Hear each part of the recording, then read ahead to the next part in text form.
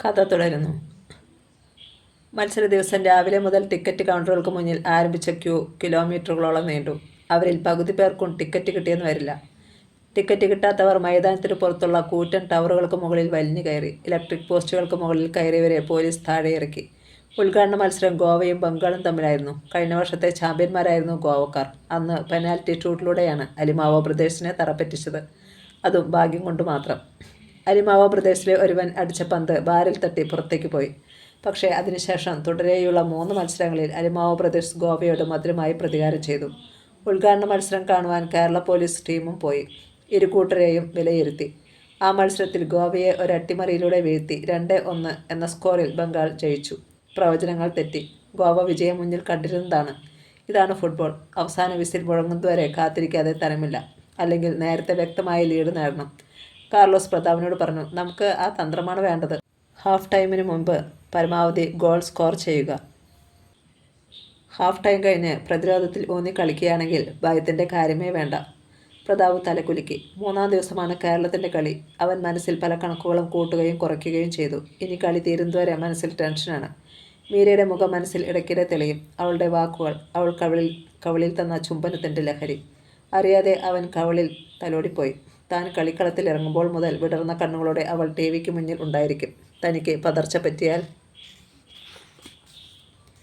ഇല്ല, തോറ്റിട്ട് തനിക്ക് ബാംഗ്ലൂർ വിട്ടുപോകാൻ കഴിയില്ല. അവൻ മനസ്സിൽ പ്രതിജ്ഞ എടുക്കുകയായിരുന്നു. ജയിക്കണം, ജയിച്ചേ പറ്റൂ. അവസാന കരുത്തും അതിനായി വിനിയോഗിക്കണം. അല്ലെങ്കിൽ കളിക്കളത്തിൽ അവസാനിക്കണം എല്ലാം. പ്രതാപ് എന്താ ചിന്തിക്കുന്നത്? കാർലോസിൻ്റെ ശബ്ദം കേട്ടപ്പോൾ അവൻ ഞെട്ടി ഉണർന്നു. സാർ, താൻ ഇങ്ങനെ ടെൻഷൻ അടിക്കേണ്ട കാര്യമൊന്നുമില്ലടാ. ഒന്ന് ഉണർന്ന് കളിച്ചാൽ മതി. പ്രതാപ് ഒന്ന് ചിരിച്ചു. 3-ാം ദിവസം ആഗതമായി. പ്രതാപിൻ്റെ ഓരോ ചലനങ്ങളും വളരെ വേഗത്തിലായിരുന്നു. എത്രയും വേഗം കളിക്കളത്തിലെത്താൻ അവൻ്റെ മനസ്സ് വെമ്പി. ടീം അംഗങ്ങൾ ഒത്തൊരുമയോടെ നിൽക്കണം. പരസ്പരം വിശ്വാസമില്ലെങ്കിൽ, സഹായമില്ലെങ്കിൽ ഫലം തോൽവിയായിരിക്കും. അതുകൊണ്ട് തന്നെ പ്രതാപ് രാവിലെ പ്രാക്ടീസ് നടക്കുമ്പോൾ ശങ്കറോടും മറ്റും എന്തോ ലോഹ്യം ചോദിച്ചു. പക്ഷേ അവർ അവനെ അവഗണിച്ചു കളഞ്ഞു.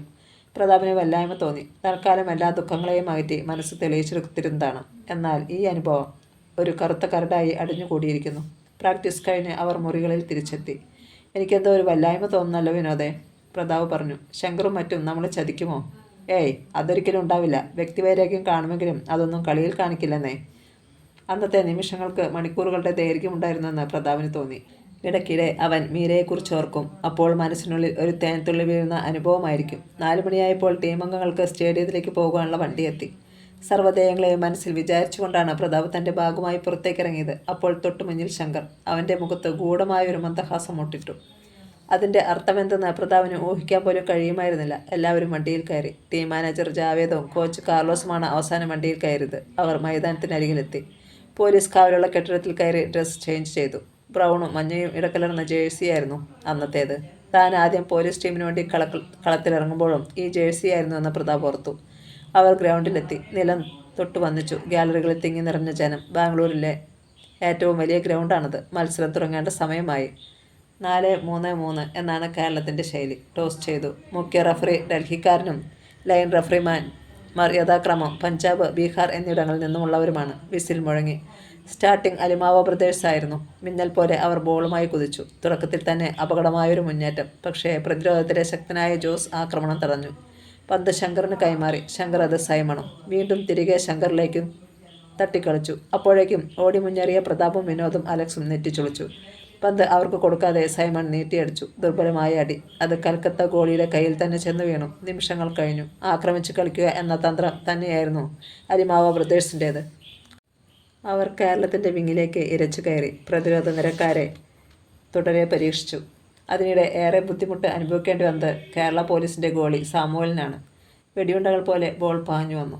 അവയൊന്നും നെറ്റിൽ കുരുങ്ങാതെ രക്ഷിക്കുവാൻ സാമുവലിന് ഏറെ പ്രയത്നിക്കേണ്ടി വന്നു. ഇതിനിടെ പ്രതാപിൻ്റെ കാലിൽ പന്ത് തട്ടി. മിന്നൽ പോലൊരു കുതിപ്പായിരുന്നു. കാണികൾ ഹർഷാരവം മുഴക്കി.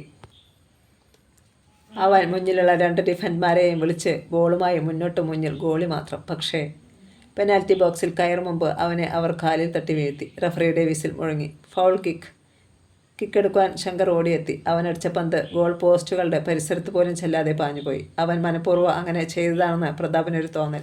അത് ശരിയാണെന്ന് ഏറെ താമസിയാതെ മനസ്സിലാവുകയും ചെയ്തു. മൈതാന മധ്യത്ത് നിന്ന് പന്ത് കൽക്കത്തയുടെ വിങ്ങിലേക്ക് പോകുന്നതേയില്ല. മധ്യനിരക്കാരായ ശങ്കർ, ആൻഡ്രൂസ്, സൈമൺ എന്നിവരുടെ കാലുകളിൽ വരെ പന്തെത്തുന്നു. എന്നാൽ മനഃപൂർവ്വം സൃഷ്ടിക്കുന്ന മിസ് പാസുകളിലൂടെ അത് എതിരാളികളുടെ കാൽക്കൽ തന്നെ ചെന്നെത്തുന്നു. പ്രതാപിന് ചതി ഉറപ്പായി. അവർ തങ്ങൾ 3 പേർക്കും ബോൾ തരുന്നതേയില്ല. അഥവാ തരുന്നത് എതിരാളികൾക്ക് തട്ടിയെടുക്കാൻ പാകത്തിൽ. കോച്ച് കാർലോസ് തൻ്റെ ഇരിപ്പിടത്തിൽ നിന്നും എണീറ്റ് നിന്ന് എന്തൊക്കെയോ വിളിച്ച് പറയുന്നുണ്ടായിരുന്നു. പ്രതാപ് നിസ്സഹായനായി. ഒരു തവണ ശങ്കറുടെ കാൽക്കൽ പന്തെത്തിയപ്പോൾ അവൻ നീട്ടി വിളിച്ചു, ശങ്കർ. പക്ഷേ അവൻ ചാൻസ് നൽകിയില്ല. പകരം നീട്ടിയടിച്ചു കളഞ്ഞു. മത്സരം തുടങ്ങിയിട്ട് 15 മിനിറ്റുകളായി. അതിനിടയ്ക്ക് കേരളത്തിൻ്റെ പെനാൽറ്റി ബോക്സിനുള്ളിലെത്തിയ പന്ത് മനോഹരമായി കൽക്കത്തയുടെ കുന്തമുന എന്ന് പറയാവുന്ന ഡേവിഡ്സൺ നെറ്റിലേക്ക് പായിച്ചു. സാമുവലിന് ബോൾ രക്ഷിക്കാൻ കഴിഞ്ഞില്ല. കേരളത്തിൻ്റെ നെറ്റിൽ ആദ്യത്തെ ഗോൾ വീണു. പ്രതാപ് തളർന്നു പോയി. പന്ത് വീണ്ടും മൈതാന മധ്യത്തിൽ. ഇത്തവണ വിനോദിൻ്റെയും പ്രതാപിൻ്റെയും അലക്സിൻ്റെയും കൂട്ടായ ആക്രമണം. പ്രതാപ് തൊട്ടടുത്ത പന്ത് ലക്ഷ്യം കണ്ടുവെന്ന് ഏവരും കരുതി. പക്ഷേ അത് ബാറിൽ തട്ടി മടങ്ങി. വീണ്ടും കളി പഴയ രൂപത്തിൽ. മൈതാന മധ്യത്തിനപ്പുറം മാത്രം. ഹാഫ് ടൈമിന് 2 മിനിറ്റുള്ളപ്പോൾ കേരളത്തിൻ്റെ പോസ്റ്റിൽ രണ്ടാമത്തെ ഗോൾ വീണു. അതിൻ്റെ മരവിപ്പിൽ നിന്ന് മോചിതനാകാതെ പ്രതാപ് കുഴങ്ങുമ്പോൾ റഫറിയുടെ വിസിൽ മുഴങ്ങി. ഹാഫ് ടൈം നേരത്തെ ഗ്രൗണ്ടിൽ നിന്ന് വിടവാങ്ങുമ്പോൾ ഒരു കൊച്ചുകുട്ടിയെപ്പോലെ പൊട്ടിക്കരയുകയായിരുന്നു പ്രതാപ്. കാർലോസിൻ്റെ അരികിലെത്തിയപ്പോൾ അവനെ നിയന്ത്രിക്കാൻ കഴിഞ്ഞില്ല. സാർ, ഇത് മനഃപൂർവ്വമാണ്, അവൻ തീർത്തു പറഞ്ഞു. നമ്മൾ തോൽക്കണമെന്ന ആഗ്രഹം മനസ്സിൽ വെച്ചുകൊണ്ടുള്ള കളി തന്നെയാണ്. മധ്യനിരയിൽ നിന്നും ഞങ്ങൾക്ക് പാസ് ലഭിക്കുന്നതേയില്ല. കോച്ചിനും എല്ലാം മനസ്സിലായി കഴിഞ്ഞിരുന്നു. ഈ നിമിഷം ശങ്കറേയും സൈമണെയും ആൻഡ്രൂസിനെയും സസ്പെൻഡ് ചെയ്യുകയാണ് വേണ്ടത്. പക്ഷേ സ്പോർട്സ് മന്ത്രിയെക്കുറിച്ചുള്ള ഓർമ്മ അദ്ദേഹത്തിൻ്റെ മനസ്സിൽ നിറഞ്ഞു നിന്നു. ഉടനെ എന്തെങ്കിലും ചെയ്തില്ലെങ്കിൽ വരുന്ന 45 മിനിറ്റുകൾക്കുള്ളിൽ കേരള പോലീസ് പരാജയത്തിൻ്റെ പടുകുഴിയിൽ പതിക്കും. വിശ്രമവേളയിൽ കാർലോസ് ശങ്കർ, സൈമൺ, ആൻഡ്രൂസ് എന്നിവരെ മാറ്റി നിർത്തി സംസാരിച്ചു. നിങ്ങൾ ഈ കാണിക്കുന്നത് ശരിയല്ല. എന്താണ് മുന്നിലുള്ളവർക്ക് കൃത്യമായി പാസ് കൊടുക്കാത്തത്? ഞങ്ങൾ പാസ് കൊടുക്കുന്നുണ്ട്. അവർക്കത് അറ്റൻഡ് ചെയ്യാൻ കഴിവില്ലെങ്കിൽ പിന്നെ ഞങ്ങൾ എന്ത് ചെയ്യണം? ശങ്കർ അലക്ഷ്യഭാവത്തിൽ പറഞ്ഞു. ഇങ്ങനെയായാൽ നമ്മൾ തോറ്റുപോകും. നമ്മൾ ഫിറ്റല്ല. ഉടനെ കളിച്ചാൽ ശരിയാവില്ലെന്ന് ഞങ്ങൾ കഴിഞ്ഞ മാസമേ പറഞ്ഞല്ലേ. ഇവരുടെ അടുത്ത് മര്യാദ കൊണ്ട് പറ്റില്ലെന്ന് കാർലോസിന് ഉറപ്പായി. ഞാൻ പറയുന്നത് അനുസരിക്കാൻ നിങ്ങൾക്ക് കഴിയുമോ? ഏതായാലും ഇതിൽ കൂടുതൽ കളിക്കാൻ ഞങ്ങൾക്കാവില്ല. നിങ്ങൾ ബോധപൂർവം കളി ഉഴപ്പുകയാണെന്ന് എനിക്ക് ഉറപ്പുണ്ട്. അതുകൊണ്ട് എനിക്ക് ചില അധികാരങ്ങളൊക്കെ ഉണ്ട് എന്ന കാര്യം ആരും വിസ്മരിക്കാതിരിക്കുന്നത് നല്ലത്. സാർ ഭയപ്പെടുത്തുകയാണോ? ആ സംസാരം ഒട്ടും ഇഷ്ടപ്പെടാത്ത ഭാവത്തിൽ ശങ്കർ തിരക്കി. എങ്ങനെ വേണമെങ്കിലും ചിന്തിക്കാം. ശങ്കർ സുഹൃത്തുക്കളെ ഒന്ന് നോക്കി. അവരും എന്തിനു തയ്യാറാണെന്ന് ആ മുഖഭാവങ്ങളിൽ നിന്നും വ്യക്തമാകുമായിരുന്നു. നിങ്ങൾ ഇതുവരെ കാട്ടിക്കുട്ടിയ കോപ്രായങ്ങൾ ഞാൻ പൊറുക്കാം. ഹാഫ് ടൈം കഴിഞ്ഞുള്ള കളിയെങ്കിലും നേരെ വണ്ണം കളിച്ചാൽ, കാർലോസ് കൂട്ടിച്ചേർത്തു. അതിന് അവർ മറുപടി പറഞ്ഞില്ല. പ്രതാപും മറ്റും ഇത് കേട്ടുകൊണ്ടിരിക്കുകയായിരുന്നു. അവൻ്റെ കരച്ചിൽ ഇനിയും മടങ്ങിയിട്ടില്ല. വിനോദും അലക്സുമൊക്കെ അവനെ ആശ്വസിപ്പിക്കാൻ ശ്രമിക്കുന്നുണ്ട്. പെട്ടെന്ന് ജോസും അവൻ്റെ ഒപ്പം പ്രതിരോധ നിരയിൽ കളിക്കുന്നവരും പ്രതാപിൻ്റെ അരികിലെത്തി. കേരളം മുഖ്യമന്ത്രിയുടെ വസതി. മന്ത്രി കുടുംബാംഗങ്ങൾ മുഴുവൻ ടിവിക്ക് മുന്നിലുണ്ടായിരുന്നു. കേരളത്തിൻ്റെ നെറ്റിൽ 2 ഗോളുകൾ വീഴുന്നത് കണ്ട് നിശബ്ദമായി തേങ്ങുകയായിരുന്നു മീര. CM ശിവദാസൻ കോപം കൊണ്ട് ജ്വലിച്ചു. ഇവനൊന്ന് കളിക്കാനറിയെങ്കിൽ വെറുതെ സർക്കാരിൻ്റെ പണം മുടക്കരുതെന്ന് ഞാൻ നേരത്തെ പറഞ്ഞിരുന്നതാണ്. മീര അത് ഏറ്റുപിടിച്ചു. ഇത് മനഃപൂർവ്വം ഉണ്ടാക്കുന്ന തോൽവിയാ ഡാഡി. ശിവദാസൻ നെറ്റിച്ചൊളിച്ചു. മധ്യനിരയിൽ നിന്നും ഒരൊറ്റ പന്ത് പോലും മുന്നോട്ട് കൊടുക്കുന്നില്ല. മുൻനിരയുള്ളവർക്ക് പന്ത് നൽകാതെ എങ്ങനെ ഗോൾ വീഴും? മുഖ്യമന്ത്രി മകളെ വീഴ്ച നോക്കി. അവൾ പറയുന്നതിലും അല്പം കാര്യമുണ്ടെന്ന് അദ്ദേഹത്തിന് തോന്നാതിരുന്നില്ല. ഏതായാലും നാണക്കേടായിപ്പോയി. അദ്ദേഹം എണീറ്റു. ഇനി ഇവിടെ ഇരുന്നാൽ ഞാൻ എന്തെങ്കിലും കടുങ്കൈ ചെയ്തു പോകും. മീരയ്ക്ക് ഏതായാലും എണീറ്റ് പോകാൻ മനസ്സ് വരില്ലല്ലോ. ഏതാണ്ട് ഇതേ അവസ്ഥ തന്നെയായിരുന്നു ബാപ്പുജി മെമ്മോറിയൽ സ്പോർട്സ് ക്ലബിലെയും അവസ്ഥ. റെയിൽവേ പുറമ്പോക്കിലെ ജനങ്ങൾ മിക്കവാറും അവിടെ തടിച്ചുകൂടിയിരുന്നു. ക്ലബ്ബ് ഹാളിൽ സ്ഥലം തികയില്ലെന്നുറപ്പായപ്പോൾ TV മുറ്റത്തേക്ക് തിരിച്ചു വെച്ചു. സിനിമാ ഹാളിലെ തിരക്കായിരുന്നു അപ്പോൾ പുറത്ത്. തങ്ങളുടെ പ്രതാപ് ഒരു ഗോൾ അടിക്കുന്നത് കാണുവാനുള്ള ആവേശത്തിലായിരുന്നു അവരെല്ലാം. പക്ഷേ ഹാഫ് ടൈമിന് മുമ്പ് കേരളത്തിന് 2 ഗോൾ വീണത് അവരെ അമ്പരപ്പിച്ചു. 1-2 നീക്കങ്ങൾ പ്രതാപിൻ്റെ ഭാഗത്തു നിന്നുണ്ടായി എന്നതൊഴിച്ചാൽ അവന് കാര്യമായിട്ടൊന്നും ചെയ്യാൻ കഴിഞ്ഞില്ല. അവന്മാർ ചതിക്കുന്നതാ. നമ്മുടെ പ്രതാപ് ഷൈൻ ചെയ്യുന്നത് സഹിക്കാൻ മേലാനിട്ട്, പഞ്ചു തീർത്ത് പറഞ്ഞു. ഗോളടിച്ചാൽ എല്ലാ അഭിനന്ദനങ്ങളും അവൻ കൊണ്ടുപോകും. അത് മറ്റുള്ളവർക്ക് പിടിക്കില്ല. അതൊന്നും പറഞ്ഞിട്ട് കാര്യമില്ല പഞ്ചു, മറ്റൊരാൾ പറഞ്ഞു. നമ്മുടെ പ്രതാപിന് കഴിവുണ്ടെങ്കിൽ അവൻ തനിയെ ഗോൾ അടിക്കണം. താൻ എവിടെ കിടന്നവനാടാ കൂവേ, പഞ്ചു പരിഹസിച്ചു. ഒറ്റയ്ക്ക് പോയി ഗോളടിക്കുന്നത് പണ്ട് 1947 മുമ്പ്. ഇപ്പോഴത്തേത് ശാസ്ത്രീയ ഫുട്ബോളാണ്. പരസ്പരം പാസ് കൊടുക്കാതെ കാര്യം നടക്കുകയല്ല. പെലെ കഴിഞ്ഞാൽ ലോകം കണ്ടിട്ടുള്ള ഏറ്റവും മികച്ച ഫുട്ബോൾ കളിക്കാരൻ അർജന്റീനയുടെ ഡീഗോ മറഡോണയാണ്. പക്ഷേ പറഞ്ഞിട്ടെന്ത് ഫലം? അയാളുടെ കയ്യിൽ പന്തെത്തിയെന്നറിഞ്ഞാലുടൻ യാതൊരു ദാക്ഷിണ്യവുമില്ലാതെ എതിരാളികൾ കാലിൽ തട്ടി താഴെയിടുകയല്ലേ. അല്ലെങ്കിൽ രക്ഷയില്ലെന്ന് എതിരാളികൾക്കറിയാം. ഏതാണ്ട് അതേ അനുഭവമാണ് നമ്മുടെ പ്രതാപനും. അവൻ്റെ ശത്രുക്കൾ പക്ഷേ കൂടെയുള്ളവരിൽ ചിലർ തന്നെയാണെന്നൊരു വ്യത്യാസമേ ഉള്ളൂ. അവിടെ അങ്ങനെ സംവാദം തുടർന്നു കൊണ്ടിരിക്കുമ്പോൾ ബാംഗ്ലൂരിൽ ഹാഫ് ടൈം കഴിഞ്ഞ് വീണ്ടും മത്സരം ആരംഭിക്കുകയായിരുന്നു. ബാംഗ്ലൂരിൽ താമസിച്ചിരുന്ന മലയാളികൾ മുഴുവൻ മത്സരം കാണുവാനെത്തിയിരുന്നു. എന്നാൽ അവർ ഹാഫ് ടൈം കഴിഞ്ഞതോടെ കുനിഞ്ഞ ശിരസുമായാണ് ഇരുന്നത്. തങ്ങളുടെ കുട്ടികൾ ഇത്തവണ കപ്പ് കൊണ്ടുപോകുമെന്ന് അടുത്ത സുഹൃത്തുക്കളോടൊക്കെ അവർ പറഞ്ഞിരുന്നതാണ്. എന്നിട്ടിപ്പോൾ പ്രതാപ് മിടിക്കുന്ന ഹൃദയത്തോടെ നിന്നു. ഹാഫ് ടൈം കഴിഞ്ഞുള്ള സ്റ്റാർട്ടിംഗ് കേരളത്തിന് ശങ്കർ ആൻഡ്രൂസിന് കൊടുത്തു. തൊട്ടു മുന്നിൽ നിൽക്കുന്ന അലക്സിന് എന്നവണ്ണം അവൻ പാസ് നൽകി. പക്ഷേ കൽക്കത്തയുടെ മിടുക്കനായ മധ്യനിരക്കാരൻ്റെ കാലുകളിൽ ബോൾ കുരുങ്ങി. കേരളത്തിന് നേരെ വീണ്ടും മുന്നേറ്റം. മലയാളികളല്ലാത്ത കാണികൾ ആർത്തു വിളിച്ചു. കാർലോസ് തലയിൽ കൈവച്ചു പോയി. പക്ഷേ പ്രതിരോധ നിരയിലെ ജോസ് ആ ബോൾ തടഞ്ഞു. പിന്നെ എതിരാളിയെ വെട്ടിച്ച് മുന്നോട്ട് തൊട്ടു മുന്നിൽ ശങ്കർ. ജോസ് ശങ്കറിന് പാസ് കൊടുത്തില്ല. പകരം മധ്യഭാഗത്തിനപ്പുറം നിൽക്കുന്ന പ്രതാപിനെ ലക്ഷ്യമാക്കി ലോങ് പാസ്. പ്രതാപ് അത് നെഞ്ചുകൊണ്ട് തടഞ്ഞിട്ടു. കടുപ്പക്കാരനായ കൽക്കത്ത പ്രതിരോധ കളിക്കാർക്കിടയിൽ ലക്ഷ്യം കണ്ടെത്തുക ബുദ്ധിമുട്ടുള്ള ഏർപ്പാടാണ്. 4 പേർ പ്രതാപിൻ്റെ അരികിൽ ഓടിയെടുത്തു. അവൻ പെനാൽറ്റി ബോക്സിന് തൊട്ടടുത്തെത്താറായി. പൊടുന്നനെ അവൻ പന്ത് തറയിൽ നിന്നുയർത്തി ശിരസിൻ്റെ ഭാഗത്തോളം. അപ്പോൾ അവൻ ഗോൾ പോസ്റ്റിന് പുറംതിരിഞ്ഞു നിൽക്കുകയായിരുന്നു. പ്രതാപ് എന്തിനുള്ള പുറപ്പാടാണെന്ന് എതിരാളികൾക്ക് മനസ്സിലാകും മുമ്പ് അവൻ അന്തരീക്ഷത്തിൽ ചാടിയുയർന്ന് മലക്കം മറിഞ്ഞ് ഒറ്റയടി. എതിരാളികൾക്കിടയിലൂടെ ബോൾ പാഞ്ഞു. പ്രതാപ് തറയിൽ മലർന്നു വീണു. ഗോൾ! കാണികൾ അലറി. ടൂർണമെൻറ്റ് ദർശിച്ച ഏറ്റവും മനോഹരമായ ഗോൾ. കാർലോസിൻ്റെ സന്തോഷത്തിന് അതിരില്ലായിരുന്നു. മറ്റ് കളിക്കാർ ഓടി വന്ന് പ്രതാപിനെ പിടിച്ചുയർത്തി നൃത്തമാടി. അവൻ ഇത്തവണയും കരഞ്ഞു. ആനന്ദ കണ്ണീർ. ഹായ്! മീരയുടെ ആഹ്ലാദം നിറഞ്ഞ ശബ്ദം മുഖ്യമന്ത്രി ശിവദാസൻ കേട്ടു. Daddy goal! പ്രതാപ് ഗോൾ അടിച്ചു. തകർപ്പൻ ഷോട്ട്. പെട്ടെന്ന് വരാമെങ്കിൽ സ്ലോ മോഷനിൽ കാണാം. ശിവദാസൻ വേഗം എണീറ്റ് വന്നു. അദ്ദേഹം കണ്ടു പ്രതാപ് എന്ന കളിക്കാരൻ്റെ അസാമാന്യ പാടവം. മിന്നുന്ന ഗോൾ.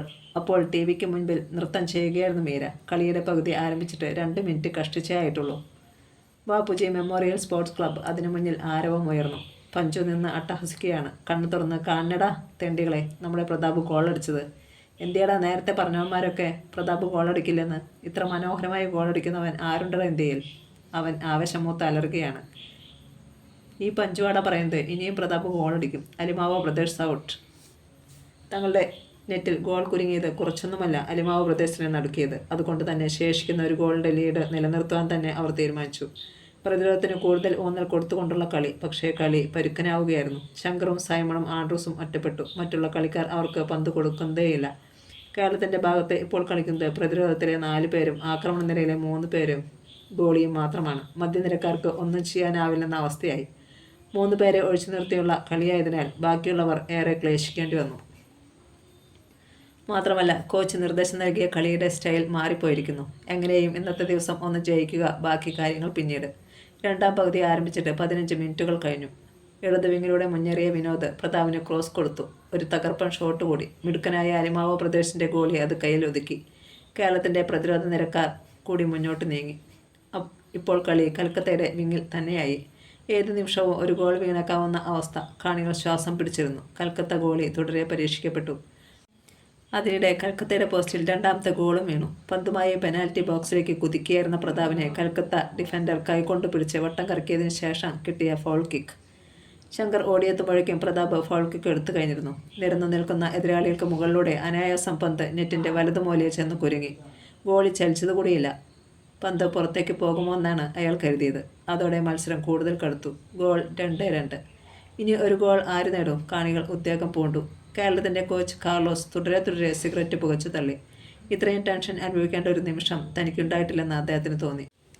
കളി തുടരുകയാണ്. ആക്രമണങ്ങളും പ്രത്യാക്രമണങ്ങളും. കാണികളുടെ പ്രോത്സാഹനം. ആകെ ബഹളം നിറഞ്ഞ ഒരു അന്തരീക്ഷം. കളി തീരാൻ ഇനി 10 മിനിറ്റുകൾ മാത്രം. മത്സരം അവസാനിക്കുവാൻ 10 മിനിറ്റ്. ഇതിനിടെ കോച്ച് കാർലോസ് മറ്റൊന്ന് ചെയ്തു. ആൻഡ്രൂസിനെയും ശങ്കറിനെയും പിൻവലിച്ചു. പകരക്കാരായി മറ്റു 2 പേർ ഇറങ്ങിയതോടെ മത്സരം കേരളത്തിൻ്റെ പിടിയിൽ തന്നെ ഒതുങ്ങുകയാണെന്ന് അവസ്ഥ വന്നു. അലിമാവോ ബ്രദേഴ്സിൻ്റെ നെഞ്ചിടിപ്പേറി. അവരുടെ കോച്ചും ഒരാളെ മാറ്റി പകരക്കാരനെ പരീക്ഷിച്ചു. പരുക്കൻ കളിക്ക് ശക്തിയേറി. അലിമാവോയുടെ 2 കളിക്കാർ കൂടി മഞ്ഞക്കാർഡ് കണ്ടു. മത്സരം അവസാന നിമിഷങ്ങളോടടുക്കുന്നു. ഇപ്പോൾ പ്രതാപിന് കാവലായി 2 ഡിഫൻഡർമാരുണ്ട്. അവന് നേരാവണ്ണം ഒന്ന് ചലിക്കാൻ കൂടി അവർ കാരണം കഴിയുന്നില്ല. കാർലോസ് വാച്ച് നോക്കി. ഇനി 3 മിനിറ്റുകൾ. പന്തുമായി വലതു വിങ്ങിലൂടെ അലക്സ് മുന്നോട്ട്. പ്രതാപും വിനോദും ഒപ്പം ഓടിക്കയറി. അലക്സ് ഇടതുകാൽ കൊണ്ട് പന്ത് ഉയർത്തി പോസ്റ്റിന് വലതു ഭാഗത്തേക്ക് തൊടുത്തു. വിനോദ് കൃത്യമായി അവിടെ നിന്നും പോസ്റ്റിലേക്ക് കണക്ട് ചെയ്തു. പക്ഷേ ബാറിൽ തട്ടി തിരികെ എത്തിയ പന്ത് കൃത്യം മുന്നിൽ, പെനാൽറ്റി ബോക്സിനുള്ളിൽ തന്നെ. ഒറ്റയടി ഡൈവ് ചെയ്ത് ബോൾ രക്ഷിക്കാൻ നോക്കിയ ഗോളിക്ക് ഉന്നം പിഴച്ചു. ഗോൾ! ഗ്യാലറിയിൽ ആർപ്പുവിളികൾ. സ്കോർ 3-2.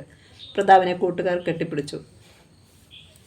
ഹാഫ് ടൈം വരെ തോൽവി മുന്നിൽ കണ്ടിരുന്ന ടീമിൻ്റെ ശക്തമായ തിരിച്ചുവരവ്. അവശേഷിച്ച മിനിറ്റുകൾ കൂടി അലിമാവോ ബ്രദേഴ്സ് കളിച്ചു നോക്കി. റഫറിയുടെ ലോങ് വിസിൽ മുഴങ്ങി. മക്കളെ, കൈകൾ വിടർത്തിക്കൊണ്ട് കാർലോസ് കളിക്കളത്തിലേക്ക് ചെന്നു. എല്ലാവരെയും ഒന്നിച്ച് ആലിംഗനം ചെയ്യാനുള്ള ആവേശമുണ്ടായിരുന്നു അദ്ദേഹത്തിന്. ഹോട്ടലിൽ തിരികെ എത്തിയ ഉടനെ ശങ്കറും ആൻഡ്രൂസും കോച്ചിൻ്റെ നേരെ കയർത്തു. സാർ കാണിച്ചത് ഒട്ടും ശരിയായില്ല. എന്തേ? ഞങ്ങളെ പിൻവലിച്ചത് തന്നെ കാര്യം. ഈ ട്രോഫിയെങ്കിലും കേരളത്തിലേക്ക് കൊണ്ടുപോകണമെന്ന് എനിക്ക് ആഗ്രഹമുണ്ട്. അതിന് വേണ്ടത് എന്താണെന്ന് വെച്ചാൽ ഞാൻ ചെയ്തിരിക്കും. കളിക്കിടയിൽ ചതിക്കുന്നവരോട് ഞാൻ പൊറുക്കില്ല. അവർക്കെതിരെ എന്ത് നടപടിയെടുക്കുന്നതിനും ഇനി ഞാൻ മടിക്കില്ല. എന്നുവെച്ചാൽ ആരൊക്കെ കളിക്കണമെന്ന് ഞാൻ തീരുമാനിക്കും. ടീമിൻ്റെ ഡിസിപ്ലിനെതിരായി നിൽക്കുന്നവരെ വേണ്ടി വന്നാൽ പുറത്താക്കുവാനും എനിക്കറിയാം. വാണിംഗ് ആണോ? എങ്ങനെ ചിന്തിച്ചാലും വിരോധമില്ല. ആ സംഭവം അവിടെ അവസാനിച്ചു. എന്നാൽ അടുത്ത കളിക്ക് ശങ്കറെ മാത്രമേ കാർലോസ് ഇറക്കിയുള്ളൂ. കൂട്ടുകാർ രണ്ടുപേരും കരയ്ക്കിരുന്നു. ഹാഫ് ടൈമിന് മുമ്പ് തന്നെ ശങ്കറെ പിൻവലിക്കുകയും ചെയ്തു. ആ മത്സരത്തിലും കേരളം ജയിച്ചു. സ്കോർ 2-0. 2 ഗോളുകളും പ്രതാപിൻ്റെ ബൂട്ടുകളിൽ നിന്നായിരുന്നു. മനസ്സിൽ കരിമൂർക്കൻ്റെ പകയുമായി മൂവരും നടന്നു. അയാളോടും ആ തെണ്ടി പ്രതാപിനോട് പ്രതികാരം ചെയ്തില്ലെങ്കിൽ എൻ്റെ പേര് ശങ്കർ എന്നായിരിക്കില്ല. ശങ്കർ കൂട്ടുകാരോട് പറഞ്ഞു. ഒരിക്കൽ ആർക്കും രക്ഷപ്പെടുത്താൻ കഴിയാത്ത കുരുക്കിൽ ഞാൻ അവരെ വീഴ്ത്തും. നിങ്ങൾ നോക്കിക്കോ. 2ാം റൗണ്ട് മത്സരങ്ങളും കഴിഞ്ഞു. സെമി ഫൈനലിൽ കേരള പോലീസ് ഏറ്റുമുട്ടുന്നത് ബംഗാളുമായാണ്. 4-4-2 എന്ന ശൈലിയിലാണ് ബംഗാളിൻ്റേത്. ആക്രമണത്തേക്കാൾ അവർ ഊന്നൽ കൊടുക്കുന്നത് പ്രതിരോധത്തിനും മധ്യനിരയ്ക്കുമാണ്. മാത്രമല്ല അസാധാരണ വേഗതയാണ് ബംഗാൾ കളിക്കാർക്ക്. അവസരം കിട്ടിയാലുടൻ ഷൂട്ട് ചെയ്യുന്ന കാര്യത്തിലും അവർ തന്നെ മുന്നിൽ. പക്ഷേ കളി കഴിഞ്ഞപ്പോൾ 2-1 ബംഗാളും അടിയറവ് പറഞ്ഞിരുന്നു. കേരളത്തിന് വേണ്ടി ഗോളുകൾ സ്കോർ ചെയ്തത് പ്രതാപും അലക്സുമാണ്. അങ്ങനെ കേരള പോലീസ് ഫെഡറേഷൻ കപ്പിൻ്റെ ഫൈനൽ റൗണ്ടിൽ കടന്നു. ഇനി ഏറ്റുമുട്ടേണ്ടത് ബീഹാറിനോടാണ്. അതിനിടെ കളിക്കാർക്കിടയിലും സംഘാടകർക്കിടയിലുമൊക്കെ ഒരു വാർത്ത പരന്നു. അലിമാവോ ബ്രദേഴ്സ് പ്രതാപിനോട് പ്രതികാരം ചെയ്യാൻ തയ്യാറായിരിക്കുന്നു. തോൽവി അവരെ വല്ലാതെ കോപാകുലരാക്കിയിരിക്കുകയാണ്.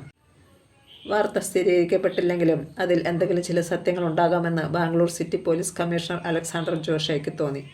കാരണം അലിമാവോ ബ്രദേഴ്സ് കൽക്കത്ത അധോലോകവുമായി അടുത്ത ബന്ധമുള്ളവരാണെന്ന് രഹസ്യമായുള്ള റിപ്പോർട്ടുകൾ സൂചിപ്പിക്കുന്നത്. അലിമാവോ ബ്രദേഴ്സിൻ്റെ വിജയം മുന്നിൽ കണ്ടുകൊണ്ട് ഭാരതത്തിലെ വൻ പണച്ചാക്കുകൾ കോടികൾ വാതുവച്ചിരിക്കുന്നു. എല്ലാം കാറ്റിൽ പറന്നു പോയില്ലേ? അവരുടെ നഷ്ടത്തിന് കാരണക്കാരൻ പ്രതാപാണ്. അതുകൊണ്ട് തന്നെ അവർക്ക് അവനോട് പകയുണ്ടാവാം. എന്തായാലും ശരി, ബാംഗ്ലൂരിൽ വെച്ച് യാതൊരു അനിഷ്ടവും സംഭവവും ഉണ്ടായിക്കൂടാ. ബാംഗ്ലൂർ ഐജിയും അലക്സാണ്ടർ ജോഷിയും കൂടി ആലോചിച്ചു. അത്യാവശ്യം വേണ്ട മുൻകരുതലുകളൊക്കെ പ്ലാൻ ചെയ്തു. കോച്ച് കാർലോസും ഈ വാർത്തയറിഞ്ഞു. ഒരുപക്ഷെ ഇത് ആരെങ്കിലും കെട്ടിച്ചമച്ച കഥയായിരിക്കാം, പ്രതാപിൻ്റെ മനോവീര്യം തകർക്കുന്നതിന് വേണ്ടി. എന്നിരുന്നാൽ തന്നെ ശ്രദ്ധിക്കേണ്ടിയിരിക്കുന്നു. അടുത്ത കാലത്ത് ഇത്തരം പല സംഭവങ്ങളും ഉണ്ടായിട്ടുണ്ട്. മോണിക്ക സെലസിനെ സ്റ്റെഫി ഗ്രാഫിൻ്റെ ആരാധകർ ഗ്രൗണ്ടിൽ വെച്ചാണ് കുത്തിമുറിവേൽപ്പിച്ചത്. അതിനുശേഷം സെലസ് ഗ്രൗണ്ടിൽ ഇറങ്ങിയിട്ടില്ല താനും. കളിക്കാരിൽ ഭൂരിഭാഗവും ഈ വാർത്ത അറിഞ്ഞെങ്കിലും അവർ ആരും തന്നെ പ്രതാപിനോട് പറഞ്ഞിരുന്നില്ല. പക്ഷേ മത്സര ദിവസം രാവിലത്തെ പത്രത്തിൽ മുൻപേജിൽ തന്നെ അത് 3 കോളം വാർത്തയായി വന്നപ്പോൾ പ്രതാപിനെ ഒളിക്കാൻ ആർക്കും കഴിഞ്ഞില്ല. വാർത്ത വായിച്ചു കഴിഞ്ഞ് അവൻ പുഞ്ചിരിച്ചു. വിനോദും അലക്സും ജോസുമൊക്കെ അവനെ തുറച്ചു നോക്കി. ഇത് കെട്ടിച്ചമച്ച കഥകളാണ്, അവൻ പറഞ്ഞു. മത്സരത്തിൽ തോറ്റുവെന്ന് വെച്ച് ഇത്തരം ഒരു പ്രതികാര നടപടിക്ക് അവർ മുതിരുമെന്ന് എനിക്ക് വിശ്വാസമില്ല. മറ്റുള്ളവർക്ക് മറുപടി പറയാൻ കഴിഞ്ഞില്ല. പ്രതാപ് തുടർന്നു. പത്രക്കാർക്ക് ഈയിടെ നല്ല ന്യൂസുകളൊന്നും കിട്ടാതിരിക്കുകയാണെന്ന് തോന്നുന്നു.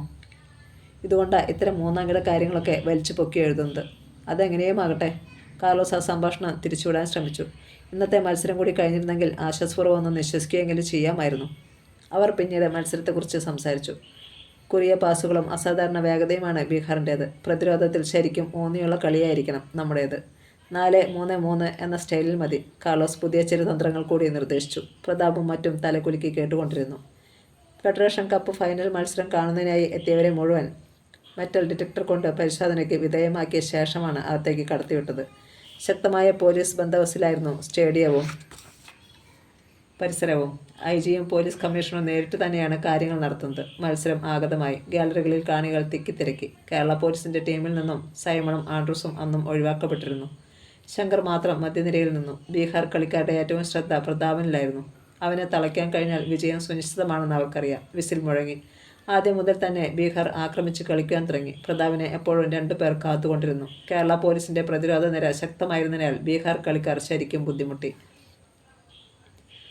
ആദ്യത്തെ 15 മിനിറ്റോളം ബീഹാറിൻ്റെ അധീനതയിൽ തന്നെയായിരുന്നു ബോൾ. പ്രതാപിന് ശരിക്ക് ഒരു മുന്നേറ്റം പോലും സാധ്യമായില്ല. അഥവാ അവൻ്റെ കയ്യിൽ പന്ത് കിട്ടിയാലുടൻ എതിരാളികൾ പരുക്കൻ അടവുകൾ പുറത്തെടുക്കുകയായി. കാണികൾ വിചാരിച്ചത്ര ചൂടുണ്ടായില്ല ഫൈനൽ മത്സരത്തിന്. ഇടവേളയ്ക്ക് തൊട്ടുമുമ്പ് കേരളത്തിൻ്റെ അതിമനോഹരമായൊരു മുന്നേറ്റം. അലക്സ് കൊടുത്ത ബോൾ വിനോദ് പ്രതാപിനിട്ട് കൊടുത്തു.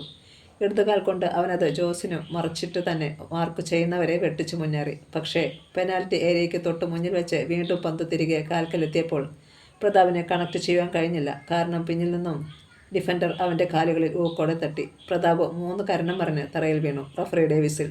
പ്രതാപിന് അവിടെ നിന്നും എണീക്കാൻ കഴിഞ്ഞില്ല. കാൽ ഒടിഞ്ഞതുപോലെയുള്ള വേദന. അവൻ തീയിൽ പിടിച്ചിട്ട് പാമ്പിനെ പോലെ പുളയുകയായിരുന്നു. ഫൗൾ ചെയ്തവൻ മഞ്ഞ കാർഡ് കണ്ടു. സ്ട്രെച്ചർ കൊണ്ടുവരാൻ റഫറി ആംഗ്യം കാണിച്ചു. സ്ട്രെച്ചറും ഡോക്ടറും എത്തി. ഡോക്ടർ പെയിൻ കില്ലർ സ്പ്രേ ചെയ്തു. അവൻ്റെ കാലിൽ അമർത്തി തിരുമ്മി. സ്ട്രെച്ചർ വേണ്ടി വന്നില്ല. ഒരു വിധത്തിൽ പ്രതാപ് എണീറ്റു. മുടന്തി ഓടി നോക്കി. ഡയറക്റ്റ് ഫൗൾ കിക്കായിരുന്നു. കിക്കെടുത്തത് വിനോദാണ്. ശക്തമായ അടി. ഒരു വിധാന ബീഹാർ ഗോളി തട്ടിക്കളഞ്ഞു. Corner kick. ജോസ് ഇടതുകാൽ കൊണ്ട് കിക്കെടുത്തു. പ്രതാപ് കുതിച്ചു ചാടി. ശക്തമായൊരു ഹെഡിങ്. ഇഞ്ചുകളുടെ വ്യത്യാസത്തിൽ ബോൾ പുറത്തേക്ക്. ബീഹാർ കോച്ചിൻ്റെ മുഖത്ത് ആശ്വാസം. മത്സരം പകുതിയായി. രണ്ട് കോച്ചുമാരും തങ്ങളുടെ കളിക്കാർക്ക് വേണ്ട നിർദ്ദേശങ്ങൾ നൽകി. ഹാഫ് ടൈം കഴിഞ്ഞുള്ള മത്സരത്തിന് ശങ്കർ ഉണ്ടായിരുന്നില്ല. പകരക്കാരനായി 18-ാം നമ്പർ സുകുമാരൻ ഇറങ്ങി. ആദ്യ പകുതിയേക്കാൾ വാശിയേറിയതായിരുന്നു രണ്ടാം പകുതി. ഇരുകൂട്ടരും തുടരെ ഗോളിമാരെ പരീക്ഷിച്ചുകൊണ്ടിരുന്നു. ആര് ജയിക്കുമെന്ന് പറയാനാവാത്ത അവസ്ഥ. കാർലോസ് ഉദ്വേഗം പൂണ്ടു. തോറ്റുപോയാൽ കുറ്റം മുഴുവൻ തൻ്റെ തലയിൽ വരും. ശങ്കറയും മറ്റും പുറത്തിരുത്തിയതുകൊണ്ടാണ് തോൽവിയുണ്ടായതെന്ന് ജനം വിധി എഴുതും. പിന്നെ രാജിവെച്ച് വിടവാങ്ങുകയേ തൻ്റെ മുന്നിൽ പരിഹാരമുള്ളൂ. ഇപ്പോൾ ബീഹാറിനാണ് നേരിയ തോതിൽ ആധിപത്യം എന്ന് തോന്നുന്നു. കാർലോസ് തുടരെ സിഗരറ്റുകൾ പുകച്ചു തള്ളിക്കൊണ്ടിരുന്നു. മത്സരം അവസാനിക്കാൻ ഇനി 10 മിനിറ്റുകൾ. മിക്കവാറും ഗോൾ രഹിത സമനിലയ്ക്കാണ് സാധ്യത. അങ്ങനെ വന്നാൽ എക്സ്ട്രാ ടൈമിലും കളിക്കേണ്ടി വരും. അവിടെയും സമനിലയാണെങ്കിൽ പെനാൽറ്റി അഥവാ ടൈ ബ്രേക്കറിനോട് കാർലോസിന് യോജിപ്പില്ല. കാരണം ഭാഗ്യമുള്ള ടീമേ അവിടെ ജയിക്കൂ. സൂപ്പർ താരങ്ങൾ പെനാൽറ്റി കിക്ക് എടുത്താൽ പോലും ചിലപ്പോൾ ഏത് മണ്ടൻ ഗോളിയും തടഞ്ഞിട്ടെന്ന് വരും. അതുപോലെ തന്നെ എത്രയോ സൂപ്പർ കളിക്കാർ ബോൾ പുറത്തേക്ക് അടിച്ചു കളഞ്ഞിരിക്കുന്നു. ജനങ്ങളുടെ ആരവം. കാർലോസ് ചിന്ത വിട്ടുണർന്നു. മൈതാന മധ്യത്തിൽ നിന്നും പന്തുമായി കുതിക്കുകയാണ് പ്രതാപ്. അവൻ്റെ മുന്നിൽ ബീഹാറിൻ്റെ കരുത്തരായ 4 ഡിഫൻഡർമാർ. പ്രതാപ് ശരീരമൊന്നിളകി പന്തുമായി നൃത്തമാടി. ബീഹാറിൻ്റെ ആദ്യ ഡിഫൻഡർക്ക് ചുവടുകൾ തെറ്റി. മുന്നിൽ രണ്ടാമൻ ഒരു വെട്ടിത്തിരിച്ചൽ. രണ്ടാമനും പിന്നിൽ മൂന്നാമനെ അനായാസേന വഴിതെറ്റിച്ച് 4-ാം പ്രതിരോധക്കാരൻ്റെ തൊട്ടടുത്തെത്തി. കാലുകൾ വിടർത്തി എതിർക്കാൻ തയ്യാറായി കഴിഞ്ഞിരുന്നു 4-മൻ. അയാളുടെ കാലുകൾക്കിടയിലൂടെ പന്ത് കോരി അപ്പുറത്തേക്കിട്ടിട്ട് പ്രതാപ് കുതിച്ചു ചാടി. മുന്നിൽ ബീഹാറിൻ്റെ ഗോളി മാത്രം. ഗോളി ഓടി വന്നു. പ്രതാപ് ഒന്നുകൂടി വെട്ടിത്തിരിഞ്ഞു. ഗോളി നിസ്സഹായനായി. ഗോളിയൊഴിഞ്ഞ പോസ്റ്റിലേക്ക് വെടിയുണ്ട പോലെ പന്ത് പാഞ്ഞു. ഗോൾ! കാർലോസ് അലർച്ചയോടെ ചാടി എണീറ്റു. പ്രതാപ് കൈകൾ രണ്ടും മുകളിലേക്ക് ഉയർത്തിപ്പിടിച്ചുകൊണ്ട് സന്തോഷത്തോടെ തിരിഞ്ഞോടി. ഗാലറിയിൽ കടലിരമ്പി. മത്സരം അവസാനിക്കാൻ ഇനി 2 മിനിറ്റ്. പ്രതാപിൻ്റെ ബൂട്ട്സിൽ നിന്നുതിർന്ന ആ ഒരു ഉഗ്രൻ ഗോളോടെ കേരള പോലീസ് ഫെഡറേഷൻ കപ്പ് സ്വന്തമാക്കി. എന്തൊരാഹ്ലാദമായിരുന്നു പ്രതാപിനും കൂട്ടുകാർക്കും, അതുപോലെ കോച്ച് കാർലോസിനും. ഇനി തനിക്ക് ആരുടെ മുമ്പിലും തലയുയർത്തി നിൽക്കാം. കാർലോസ് ഓർത്തു. ഒരുപക്ഷെ തോറ്റിരുന്നെങ്കിൽ, പ്രതാപ് ഇല്ലായിരുന്നെങ്കിൽ പരാജയം ഉറപ്പായിരുന്നു. അവനുള്ളത് കൊണ്ട് മാത്രമാണല്ലോ താനും മത്സരത്തിൽ പങ്കെടുക്കണമെന്ന് അഭിപ്രായപ്പെട്ടത്. മടക്കയാത്ര അടുത്ത ദിവസമേ ഉള്ളൂ. ട്രോഫിയുമായി എല്ലാവരും ഹോട്ടലിൽ മടങ്ങിയെത്തിയ ഉടനെ ടെലിഫോണിലൂടെ മുഖ്യമന്ത്രി തൻ്റെ അനുമോദനം അറിയിച്ചു. അതിൻ്റെ തൊട്ട് പിന്നിലെ സ്പോർട്സ് മന്ത്രിയും. പക്ഷേ ആ സ്വരത്തിൽ നീരസത്തിൻ്റെ ധ്വനിയുണ്ടായിരുന്നെന്ന് കാർലോസിന് തോന്നി. രാത്രിയിൽ തന്നെ ഇന്ത്യയിലെ പേരുകേട്ട സ്പോർട്സ് മാഗസിനുകളുടെയും പ്രമുഖ പത്രങ്ങളുടെയും റിപ്പോർട്ടർമാർ പ്രതാപുമായി അഭിമുഖത്തിനെത്തി. അടുത്ത മുറിയിലിരുന്ന് ഇതൊക്കെ കണ്ട് പല്ല് കടിക്കുകയായിരുന്നു ശങ്കർ. നായിൻ്റെ മോൻ ഹീറോ ആയി തെളിഞ്ഞിരിക്കുകയല്ലേ അവൻ. അധികകാലം അവനെ ഞാൻ ഇങ്ങനെ വിടുകയല്ല. മയക്കുമരുന്ന് ലഹരിയിൽ അവൻ പുലമ്പിക്കൊണ്ടിരുന്നു. ശങ്കർ പതുക്കെ അപ്പുറത്ത് കേൾക്കും. ആൻഡ്രൂസ് ഓർമ്മിപ്പിച്ചു. നിനക്കെന്താടാ, പേടിയാണോ? ശങ്കറുടെ സ്വരം കുറെ കൂടി ഉയർന്നു. അവനെന്താ എന്നെ അങ്ങ് ചരച്ചു കളയുമോ? ആൻഡ്രൂസ് ശബ്ദിച്ചില്ല. കാരണം അപ്പുറത്തുള്ള പത്രപ്രതിനിധികളെല്ലാവരും കുറ്റപ്പെടുത്തി എഴുതിയാൽ തങ്ങളുടെ ഫുട്ബോൾ ഭാവി തുലഞ്ഞത് തന്നെ. പ്രസ് റിപ്പോർട്ടേഴ്സ് പോയി. അത്താഴം കഴിച്ചു കഴിഞ്ഞപ്പോൾ കാർലോസ് വന്ന് പറഞ്ഞു, പ്രതാപിനൊരു ഫോൺ. എനിക്കോ? അവൻ അത്ഭുതപ്പെട്ടു. ആരാണെന്ന് പറഞ്ഞോ സാർ? ഒരു പെണ്ണാണ്. ഏതെങ്കിലും ആരാധികയായിരിക്കും. പ്രതാപ് അപ്പുറത്ത് ചെന്ന് റിസീവർ എടുത്തു. ഹലോ. സാറിൻ്റെ ശബ്ദത്തിനെന്താ വലിയൊരു ഗമ? ആ ശബ്ദം പ്രതാപ് തിരിച്ചറിഞ്ഞു. മീര. മോളെ നീ എന്താ, എനിക്ക് സംസാരിച്ചുകൂടെ? അതല്ല, നീ എങ്ങനെ നമ്പർ കണ്ടെത്തി? നേരത്തെ ഡാഡി ഫോൺ ചെയ്യുമ്പോൾ ഞാൻ അടുത്തുണ്ടായിരുന്നു. ഞങ്ങൾ നാളെ എത്തും, ഡാഡി പറഞ്ഞു. പിന്നെ തകർപ്പം കളിയായിരുന്നു കേട്ടോ. ഉഗ്രൻ ഗോൾ. Thank you. വെറുതെ വാക്കുകൾ കൊണ്ടുള്ള നന്ദി വേണ്ട, ചിലവ് ചെയ്യണം. ഓക്കെ. ഇവിടെ എല്ലാവരും വലിയ സന്തോഷത്തിലാണ്. പ്രതാപിന് അഭിമാനം തോന്നി. അവിടെ എന്തൊക്കെ വിശേഷം? കളിയിൽ നിന്ന് ശങ്കർ ഒഴിവാക്കിയത് സ്പോർട്സ് മന്ത്രിക്ക് ഇഷ്ടമായിട്ടില്ല. കക്ഷി ഡാഡിയെ ഫോണിൽ വിളിച്ചിരുന്നു. എന്നിട്ട് നിന്റെ ഡാഡി എന്ത് പറഞ്ഞു? അതൊക്കെ കോച്ചിൻ്റെ ഇഷ്ടത്തിനനുസരിച്ച് ചെയ്യേണ്ട കാര്യങ്ങളാണെന്നും ആരൊക്കെയാണ് ഫിറ്റെന്നും അൺഫിറ്റെന്നും ഒക്കെയുള്ളത് കോച്ചിനെ അറിയുള്ളൂ എന്നും നമ്മളാരും ഇത്തരം കാര്യങ്ങളിൽ ഇടപെടാതിരിക്കുന്നതാണോ ഉചിതമെന്നും പറഞ്ഞു. അതോടെ പുള്ളിക്കാരൻ ഫോൺ വെച്ച് കളഞ്ഞു. പിന്നെ കുറേ നേരം കൂടി സംസാരിച്ചതിന് ശേഷമാണ് അവർ ഫോൺ വെച്ചത്. ആരായിരുന്നു? കാർലോസ് തിരക്കി. സാറ് പറഞ്ഞ നേരാ, ഒരു ആരാധിക തന്നെയാണ്. അദ്ദേഹം ഒന്നമർത്തി മൂളി. തൊട്ടടുത്ത ദിവസം രാവിലെ പ്രതാപിനെ കാണുവാൻ ചിലർ ഹോട്ടലിലെത്തി. കൊൽക്കത്തയിലെ അലിമാവോ ബ്രദേഴ്സിൻ്റെ മാനേജറും കോച്ചും. കാർലോസിൻ്റെ നെറ്റി ചുളിഞ്ഞു. അവർ തുറന്ന് സംസാരിച്ചു. ക്ലബ് പ്രസിഡന്റാണ് ഞങ്ങളെ ഇവിടേക്ക് അയച്ചത്. അവർ സംസാരിച്ചു തുടങ്ങി. പ്രതാപിന് താല്പര്യമുണ്ടെങ്കിൽ കുറേ വർഷങ്ങൾ അലിമാവോ പ്രദേശിന് വേണ്ടി ജോലി ചെയ്യാം. ഇന്ന് ഇന്ത്യയിലുള്ള ഏറ്റവും ഉയർന്ന പ്രതിഫലം കൊടുക്കുന്ന ക്ലബ്ബാണ് ഞങ്ങളുടേത്. പ്രതാപ് കാർലോസിൻ്റെ മുഖത്തേക്ക് നോക്കി. അദ്ദേഹം അസ്വസ്ഥനാകുന്നത് കണ്ടു. ഒരു മികച്ച കളിക്കാരൻ ടീമിൽ നിന്ന് പോയാൽ അത് ടീമിൻ്റെ അടുത്ത കളികളെ മുഴുവൻ ബാധിക്കും എന്ന കാര്യത്തിൽ തർക്കമില്ല. അതുമാത്രമല്ല, പിന്നീട് അങ്ങോട്ട് പരാജയമാണ് ഉണ്ടാകുന്നതെങ്കിൽ എല്ലാ കുറ്റങ്ങളും കോച്ചിൻ്റെ മേൽ കെട്ടിവയ്ക്കാനായിരിക്കും ഓരോരുത്തർക്കും താല്പര്യം. ആഗത്തറ തുടർന്നു. ഞങ്ങളുടെ കളിക്കാരിൽ ഭൂരിഭാഗവും അന്യസംസ്ഥാനങ്ങളിൽ നിന്നുള്ളവരാണ്. അവർക്ക് സ്വന്തം നാടുകളിൽ കിട്ടുന്നതിൻ്റെ 10 ഇരട്ടി വരെ ഞങ്ങൾ പ്രതിഫലം നൽകുന്നുണ്ട്. അത് ശരിയാണെന്ന് പ്രതാപിനെ അറിയാമായിരുന്നു. കേരളത്തിൽ നിന്ന് തന്നെ എത്രയോ കളിക്കാർ ഇതുപോലെ വെളിയിൽ പോയി കളിക്കുന്നു. മിക്കവാറും എല്ലാ സംസ്ഥാനങ്ങളിലെയും മികച്ച കളിക്കാരുടെ കൂട്ടത്തിൽ ഒരു മലയാളിയെങ്കിലും ഉണ്ടായിരിക്കും. താൻ ഈ ക്ഷണം സ്വീകരിച്ചാൽ തൻ്റെ വീട്ടിലെ അല്ലലൊഴിയും. തൻ്റെ ബാക്കിയുള്ള സഹോദരിമാരെയും മാന്യമായ രീതിയിൽ വിവാഹം കഴിച്ചയക്കാം. എന്നാലും പിറന്ന നാടിനോട്, പിച്ചവച്ച് നടന്ന മണ്ണിനോട് എന്തോ ശക്തമായ ഒരു കടപ്പാട് അവന് അനുഭവപ്പെട്ടു. അദൃശ്യമായ ഏതോ കരങ്ങൾ തന്നെ പിന്നോട്ട് വലിക്കും പോലെ. പ്രതാപ് ഒന്നും പറഞ്ഞില്ല. ആഗതർ ഓർമ്മിപ്പിച്ചു. ഞാൻ അതിപ്പോൾ ധൃതി പിടിച്ച് യാതൊന്നും പറയണ്ട, ഒക്കെ ആലോചിച്ച് മതി. അവർ ക്ലബിൻ്റെ അഡ്രസ്സും ഫോൺ നമ്പറും അവന് നൽകിയിട്ട് എണീറ്റു. എങ്കിൽ ഞങ്ങൾ ഇറങ്ങട്ടെ. ശരി. അവന് ഹസ്തദാനം നൽകിയിട്ട് അവർ പോയി. കാർലോസ് പ്രതാപിനെ നോക്കി. എന്ത് തീരുമാനിച്ചു? എന്ത് തീരുമാനിക്കാൻ? അവൻ ചിരിച്ചു. ഏതായാലും ഞാൻ ഒരിടത്തേക്കുമില്ല. കാർലോസിൻ്റെ കണ്ണുകൾ തിളങ്ങി. നീ എന്താ പ്രതാപേ പറയുന്നത്? കൂട്ടുകാർ ശാസന രൂപത്തിൽ പറഞ്ഞു. ഈ ചാൻസ് ഞങ്ങൾക്ക് കിട്ടുകയായിരുന്നെങ്കിൽ ഉടനെ ഓടിപ്പോയേനെ. ആയുഷ്കാലം മുഴുവൻ ഇവിടെ കഴിഞ്ഞാലും നമ്മൾ രക്ഷപ്പെടുകയല്ല. ഇവിടെ ജീവിതകാലം മുഴുവൻ കിട്ടുന്നത് അവിടെ 2 വർഷം കൊണ്ട് കിട്ടും. എന്തായാലും എനിക്ക് ഇപ്പോഴെങ്കിലും ഇതേക്കുറിച്ച് ചിന്തിക്കാനേ കഴിയില്ല. അവൻ്റെ സംസാരം ഉറച്ചതായിരുന്നു. ആ സംസാരം അവിടെ അവസാനിച്ചു. ഏതായാലും അവർ നൽകിയ അഡ്രസ്സും ഫോൺ നമ്പറും അവൻ തൻ്റെ ബാഗിൽ ചെറിയ അറയ്ക്കുള്ളിൽ നിക്ഷേപിച്ചു. കേരളം പോലീസ് ടീം ഫെഡറേഷൻ കപ്പുമായി തലസ്ഥാനത്തേക്ക് എത്തിച്ചേർന്നു. ഗംഭീര സ്വീകരണമായിരുന്നു ഏർപ്പാട് ചെയ്തിരുന്നത്. എയർപോർട്ടിൽ നിന്നും താലപ്പൊലിയേന്തിയ ബാലികമാരുടെ അകമ്പടിയോടെയാണ് അവർ വാഹനങ്ങൾക്കരികിലേക്ക് നീങ്ങിയത്. വൈകിട്ട് ടൗൺ ഹാളിൽ വെച്ച് അഭിനന്ദന സമ്മേളനം ഉണ്ടായിരുന്നു. സമ്മേളനത്തിൽ പങ്കെടുത്ത പ്രാസംഗികൻ അത്രയും പോലീസ് ടീമിനെ വാനോളം പുകഴ്ത്തി. പ്രത്യേകിച്ചും പ്രതാപിനെ. അവൻ്റെ ഓരോ ഗോളിനെയും കുറിച്ച് അവർ എടുത്തെടുത്ത് പറയുകയും ചെയ്തു. ശങ്കറിൻ്റെ പേര് ആരും പറഞ്ഞു പോലും കേട്ടില്ല. അവൻ പല്ലുകൾ കടിച്ചമർത്തി. വീട്ടിലെത്തിയ പ്രതാപിനെ നനഞ്ഞ കണ്ണുകളോടെയാണ് അച്ഛൻ സ്വീകരിച്ചത്. ഞാൻ കണ്ടടാ നിൻ്റെ കളി, അച്ഛൻ പറഞ്ഞു. പ്രതാപിൻ്റെ കണ്ണുകളും ഏറിനണിഞ്ഞു. പക്ഷേ ഈ വിജയം കാണുവാൻ നിൻ്റെ അമ്മ കൂടി ഇല്ലാതെ പോയല്ലോ, അച്ഛൻ്റെ സ്വരമിടറി. പ്രതാപ് അമ്മയെക്കുറിച്ച് ഓർത്തു.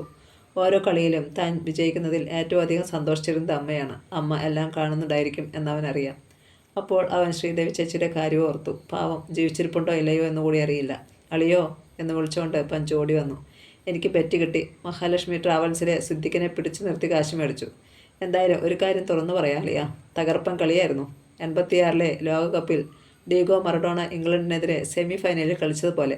അവൻ പിന്നെയും എന്തൊക്കെയോ പറഞ്ഞുകൊണ്ടിരുന്നു. എന്നാൽ പ്രതാപിൻ്റെ മനസ്സപ്പോൾ മീരയുടെ സമീപത്തായിരുന്നു. ഇന്ന് അവളെ കാണാമെന്നാണ് വാക്ക് കൊടുത്തിരിക്കുന്നത്. ബാംഗ്ലൂരിലേക്ക് ഫോൺ ചെയ്തപ്പോൾ കൊടുത്ത വാക്കാണ്, അവളെ കാണണം. എന്തൊക്കെയാണ് വേണ്ടതെന്ന് വെച്ചാൽ പറഞ്ഞേക്കണം. ഫോൺ ചെയ്തപ്പോൾ പറഞ്ഞല്ലോ ചിലവ് ചെയ്യണമെന്ന്. ഇന്നത്തെ മുഴുവൻ ചിലവ് എൻ്റെ വക. ഓക്കെ. മീര കുലുങ്ങി ചിരിച്ചു. ഐസ്ക്രീം പാർലറിൽ തന്നെയായിരുന്നു അവർ. ഇത്തവണ ചെറിയ ക്യാബിനിലായിരുന്നു എന്ന് മാത്രം. മീര തന്നെയാണ് എല്ലാത്തിനും ഓർഡർ നൽകിയത്. ഐസ്ക്രീം നിറയുന്നതിനിടയിൽ മീര അറിയിച്ചു, നാളെ സ്പോർട്സ് മന്ത്രി വീട്ടിലേക്ക് വരുന്നുണ്ട്. എന്തിന്? അനന്തരവന് വേണ്ടിയുള്ള വിവാഹാലോചനയ്ക്കായിരിക്കും. മീരെ, പ്രതാപിൽ നടുക്കം. പേടിക്കേണ്ടതേ, പറയേണ്ട സമയത്ത് ഞാൻ ഡാഡിയോട് പറഞ്ഞോളാം. ആ വാക്കുകൾ അവന് ശക്തിയായിരുന്നു. അവൾ പറഞ്ഞാൽ അങ്ങനെ തന്നെ നടക്കുമെന്ന് അവനറിയാം. സ്പോർട്സ് മന്ത്രി അരവിന്ദാക്ഷൻ കോച്ച് കാർലോസിൻ്റെ മുമ്പിൽ നിന്ന് ജ്വലിച്ചു. താൻ എന്തൊക്കെ പറഞ്ഞാലും എനിക്കത് അംഗീകരിക്കാൻ കഴിയില്ല. കോപത്തോട് അലറുകയായിരുന്നു അരവിന്ദാക്ഷൻ. ശങ്കറേയും മറ്റു 2 കളിക്കാരെയും അനാവശ്യമായി പുറത്തിരുത്തിയ നടപടികൾ ഒരിക്കലും ന്യായീകരിക്കത്തക്കതല്ല. സാർ, ഞാനത് വേണ്ട, താനൊന്നും പറയണ്ട. എനിക്കറിയാമടോ, ആ പീറയുമായുള്ള തൻ്റെ അടുപ്പമാണ് ഇതിനൊക്കെ കാരണം. ഒരു കോച്ച് ഒരിക്കലും പക്ഷപാതം പിടിക്കാൻ പാടില്ല. ഞാൻ അങ്ങനെ ചെയ്തിട്ടേ ഇല്ല സാർ. എല്ലാ കളിക്കാരും എനിക്ക് ഒരുപോലെയാണ്. ശങ്കറിനോടൊന്നും പ്രത്യേകിച്ച് വൈരാഗ്യമില്ല. പിന്നെ താൻ കാണിച്ചത്, ടീം ജയിക്കേണ്ടത് എൻ്റെ കൂടി ആവശ്യമായിരുന്നതിനാൽ എനിക്കങ്ങനെ ചെയ്യേണ്ടി വന്നു. എൻ്റെ സ്ഥാനത്ത് മറ്റാരെങ്കിലും ആയിരുന്നുവെങ്കിൽ അവരിപ്പോൾ ടീമിലുണ്ടാവുക പോലുമില്ലായിരുന്നു. മന്ത്രി കത്തുനിന്ന് നോട്ടം വായിച്ചു. എനിക്കൊന്നേ പറയാനുള്ളൂ മിസ്റ്റർ കാർലോസ്. ശങ്കർ എൻ്റെ അനന്തരവനാണ്. അവനെ തരം താഴ്ത്തുന്ന രൂപത്തിൽ ഇനി എന്തെങ്കിലും നിങ്ങളുടെ ഭാഗത്തു നിന്നുണ്ടായാൽ അതെനിക്ക് ക്ഷമിക്കാൻ കഴിയില്ല. സാർ, കാർലോസ് ഉറച്ച സ്വരത്തിൽ പറഞ്ഞു. താങ്കളുടെ ആഗ്രഹത്തിന് മുൻതൂക്കം നൽകിക്കൊണ്ട് പ്രവർത്തിക്കുവാൻ എനിക്ക് ബുദ്ധിമുട്ടുണ്ട്. ക്യാമ്പിൽ ഡിസിപ്ലിൻ കാത്തു സൂക്ഷിക്കാൻ കഴിയാത്ത കളിക്കാരെ വീണ്ടും വച്ച് പൊറപ്പിക്കുക എനിക്ക് പ്രയാസമാണ്. അതുമാത്രമല്ല, വേണ്ടി വന്നാൽ രാജിവെച്ച് സ്ഥാനം ഒഴിയുവാനും ഞാൻ ഒരുക്കമാണ്. അങ്ങനെ പറഞ്ഞ് ഭയപ്പെടുത്തുകയാണോ? ഒരിക്കലുമല്ല. എൻ്റെ മനസ്സിന് നിരക്കാത്തത് എനിക്ക് ചെയ്യാൻ ബുദ്ധിമുട്ടുണ്ട്, അത്രമാത്രം. അതിഷ്ടപ്പെടാത്ത മട്ടിൽ മന്ത്രി ഒന്നമർത്തി മൂളി. മോളെ, രാത്രിയിൽ ചീഫ് മിനിസ്റ്റർ ശിവദാസൻ മകളെ വിളിച്ചു. എന്താണെച്ചാ എന്ന് ചോദിച്ചുകൊണ്ട് അവൾ അദ്ദേഹത്തിൻ്റെ മുന്നിലെത്തി. നാളെ അരവിന്ദാക്ഷൻ ഇവിടേക്ക് വരും, കൂടെ ശങ്കറും കാണും. എന്തിനാണെച്ചാ? അവൾ അജ്ഞത നടിച്ചു. നിന്നെ ഒന്ന് കാണാൻ. എന്നെയോ? എന്തിന്? ശിവദാസൻ ചിരിച്ചു. ശങ്കറിന് നിന്നെ വല്ലാതെ അങ്ങ് പിടിച്ചു പോയെന്നേ. അരവിന്ദാക്ഷൻ ആ കാര്യം എന്നോട് പറഞ്ഞപ്പോൾ യഥാർത്ഥത്തിൽ എനിക്കും സന്തോഷം തോന്നി. എല്ലാം കൊണ്ടും യോജിച്ചൊരു ബന്ധമാണിത്. എനിക്കവനെ വേണ്ട, മീര വെട്ടിത്തുറന്ന് പറഞ്ഞു. എന്താ മോളെ ഇങ്ങനെ? അവൻ്റെ എത്രാമത്തെ ഭാര്യയായി ഞാൻ കഴിയണമെന്ന് ഡാഡി പറഞ്ഞില്ല. മോളെ, ഞാൻ സത്യമാണ് ഡാഡി പറയുന്നത്. അതുപോലെ തന്നെ 24 മണിക്കൂറും അവൻ മയക്കുമരുന്നിൻ്റെ പിടിയിലുമാണ്. ഇതൊക്കെ അസൂയക്കാർ പറഞ്ഞുണ്ടാക്കുന്നതാണ്. വാസ്തവം അങ്ങനെയല്ല. ആണെങ്കിലും അല്ലെങ്കിലും എനിക്ക് അവനെ വേണ്ട. അവനെ എന്നല്ല, തൽക്കാലം എനിക്ക് വിവാഹമേ വേണ്ട. മീര തൻ്റെ മുറിയിലേക്ക് നടന്നു കഴിഞ്ഞു. ശിവദാസൻ സ്തംഭിച്ചു നിന്നു. അവളുടെ ആ പ്രതികരണത്തിന് പിന്നിൽ എന്തോ സംഗതി ഒളിഞ്ഞു കിടപ്പുണ്ടെന്ന് അദ്ദേഹത്തിൻ്റെ മനസ്സ് മന്ത്രിച്ചു. എന്നെ വിളിച്ചോ എന്ന് ചോദിച്ചുകൊണ്ടാണ് ആർദ്ര ടെറസിലേക്ക് കയറി വന്നത്. വിളിച്ചു. ക്ലാസ്സിൽ അവശേഷിച്ചിരുന്ന ബ്രാൻഡി കൂടി വായിലേക്ക് കമഴ്ത്തിട്ട് ചീഫ് മിനിസ്റ്റർ ശിവദാസൻ നിവർന്നു. ഇന്നല്പം കൂടുതലാണെന്ന് തോന്നുന്നല്ലോ. ആ, മുഖ്യമന്ത്രി കണ്ണുകൾ ചിമ്മിത്തുറന്നു. നീ എവിടെ ഇരിക്കേ? എതിരെ കിടന്നിരുന്ന കസേരയിലേക്ക് കഴിച്ചുകൊണ്ടി ആർദ്ര ഇരുന്നു. മുഖ്യമന്ത്രിയേക്കാൾ ഒരു 10 വയസ്സിൻ്റെയെങ്കിലും പ്രായക്കുറവ് തോന്നുമായിരുന്നു ഭാര്യയ്ക്ക്. ഇപ്പോഴും നന്നായി അണിഞ്ഞൊരുങ്ങി നടക്കുന്നതിനോടായിരുന്നു അവൾക്ക് പ്രിയം. ഞാൻ നിന്നോട് ചില കാര്യങ്ങൾ പറയാൻ പോവുകയാണ്. വളരെ സൂക്ഷിച്ച് കൈകാര്യം ചെയ്യേണ്ട കാര്യം. ധ്യാൻ്റെ തലയ്ക്ക് നല്ലതുപോലെ കള്ളേറ്റ ലക്ഷണമുണ്ടല്ലോ. കാര്യം പറയുമ്പോൾ ഒരുമാതിരി. ആർദ്ര നിശബ്ദയായി. ശിവദാസൻ പറഞ്ഞു തുടങ്ങി. നാളെ ശങ്കർ പെണ്ണു കാണാൻ വരുന്ന വിവരം ഞാൻ മോളോട് പറഞ്ഞു. പക്ഷെ അവൾക്ക് തീരെ താല്പര്യമില്ലാത്ത കേസാണെന്നാണ് തോന്നുന്നത്. എന്ന് വെച്ചാൽ അവളുടെ ഇഷ്ടത്തിന് കയറൂരി വിടാൻ പറ്റുമോ? അവന് എന്താണൊരു കുറവ്? അതെങ്ങനെയാ? അച്ഛൻ മകളെ എടുത്ത് തലയിൽ വെച്ചിരിക്കുകയല്ലേ?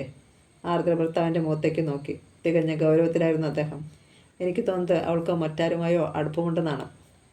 അങ്ങനെയൊന്നും അവൾക്കുണ്ടെങ്കിൽ നീ അത് മനസ്സിലാക്കണം. കരുതലോടെയായിരിക്കണം നമ്മുടെ നീക്കങ്ങൾ. അല്ലെങ്കിൽ അവളെ ഉദ്ദേശിക്കുന്നിടത്ത് എത്തിക്കാൻ കഴിയില്ല. ആർദ്ര തലയിളക്കി. കാര്യത്തിൻ്റെ ഗൗരവം ആർദ്രയ്ക്ക് ശരിക്കും മനസ്സിലായിരുന്നു. എന്താ എണീക്കുന്നില്ലേ? വെഡ് കോഫി തണുത്തു പോയല്ലോ. മീരയുടെ മുഖത്ത് യാതൊരു ഉന്മേഷവും ഉണ്ടായിരുന്നില്ല. എനിക്ക് നീ നേരെ 9 മണിയായിരിക്കുന്നു. എന്നിട്ടും അവൾ അനങ്ങിയില്ല. ഇന്ന് ശങ്കർ വരുന്ന കാര്യം ഡാഡി പറഞ്ഞില്ലേ? പൊടുന്നിനെ അവൾ തല വെട്ടിത്തിരിച്ചു. എന്നെ കാണാൻ ഒരുത്തനും വരണ്ട. എനിക്ക് ഒരുത്തനെയും കാണുകയും വേണ്ട. എന്താ മോളെ ഇങ്ങനെ? പിന്നെ എങ്ങനെ വേണം? അവൾക്ക് ശരിക്കും ദേഷ്യം വന്നു. ആർദ്ര സംയമനം പാലിച്ചിരിക്കുകയാണ്. അല്ലെങ്കിൽ ഇപ്പോൾ മുഖമടിച്ച് അടി വീണേനെ. എങ്ങനെയും ഇവളും ശങ്കറുമായുള്ള വിവാഹം നടക്കണമെന്നാണ് അവരുടെ ആഗ്രഹം. കാരണം കഴിഞ്ഞ 5 വർഷങ്ങളെങ്കിലും ആയിക്കാണും അവരും അരവിന്ദാക്ഷനുമായി രഹസ്യബന്ധം തുടങ്ങിയിട്ട്. ഈ വിവാഹം കൂടി നടന്നു കിട്ടിയാൽ പിന്നീട് ആ ബന്ധത്തിന് ശക്തമായ ഒരു മറയായിരിക്കും അത്. ശങ്കറിന് എന്താ മോളെ ഒരു കുറവ്? അവന് കുറവൊന്നുമില്ല, കൂടുതലേ ഉള്ളൂ. മമ്മി വെറുതെ മനുഷ്യർ ഭ്രാന്ത് പിടിപ്പിക്കരുത്. ശരി, മമ്മി ചോദിക്കുന്നതിന് മോള് സത്യസന്ധമായ ഉത്തരം തരുമോ? അവൾ മിണ്ടിയില്ല. നിനക്ക് ശങ്കറെ ഇഷ്ടമില്ലെങ്കിൽ വിവാഹം ചെയ്യേണ്ട, അത്രയല്ലേ ഉള്ളൂ. അവളുടെ മുഖം പ്രസന്നമായി. ആർദ്ര സ്നേഹം ഭാവിച്ച് മകളുടെ മുടിയിഴകളിൽ തലോടി. ഏതായാലും അവർ ഇന്ന് വരാൻ ഡാഡി പറഞ്ഞു പോയി.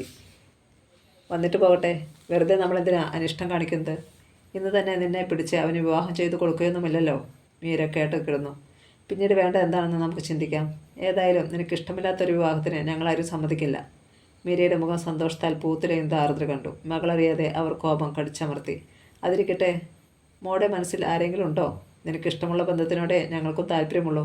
അത് നിന്റെ മനസ്സിൽ ആരാണ് ഉള്ളതെന്ന് തുറന്നു പറ. മമ്മി ഏറ്റെന്ന് പറഞ്ഞില്ലേ? ഉറപ്പാണോ? ഉറപ്പ്.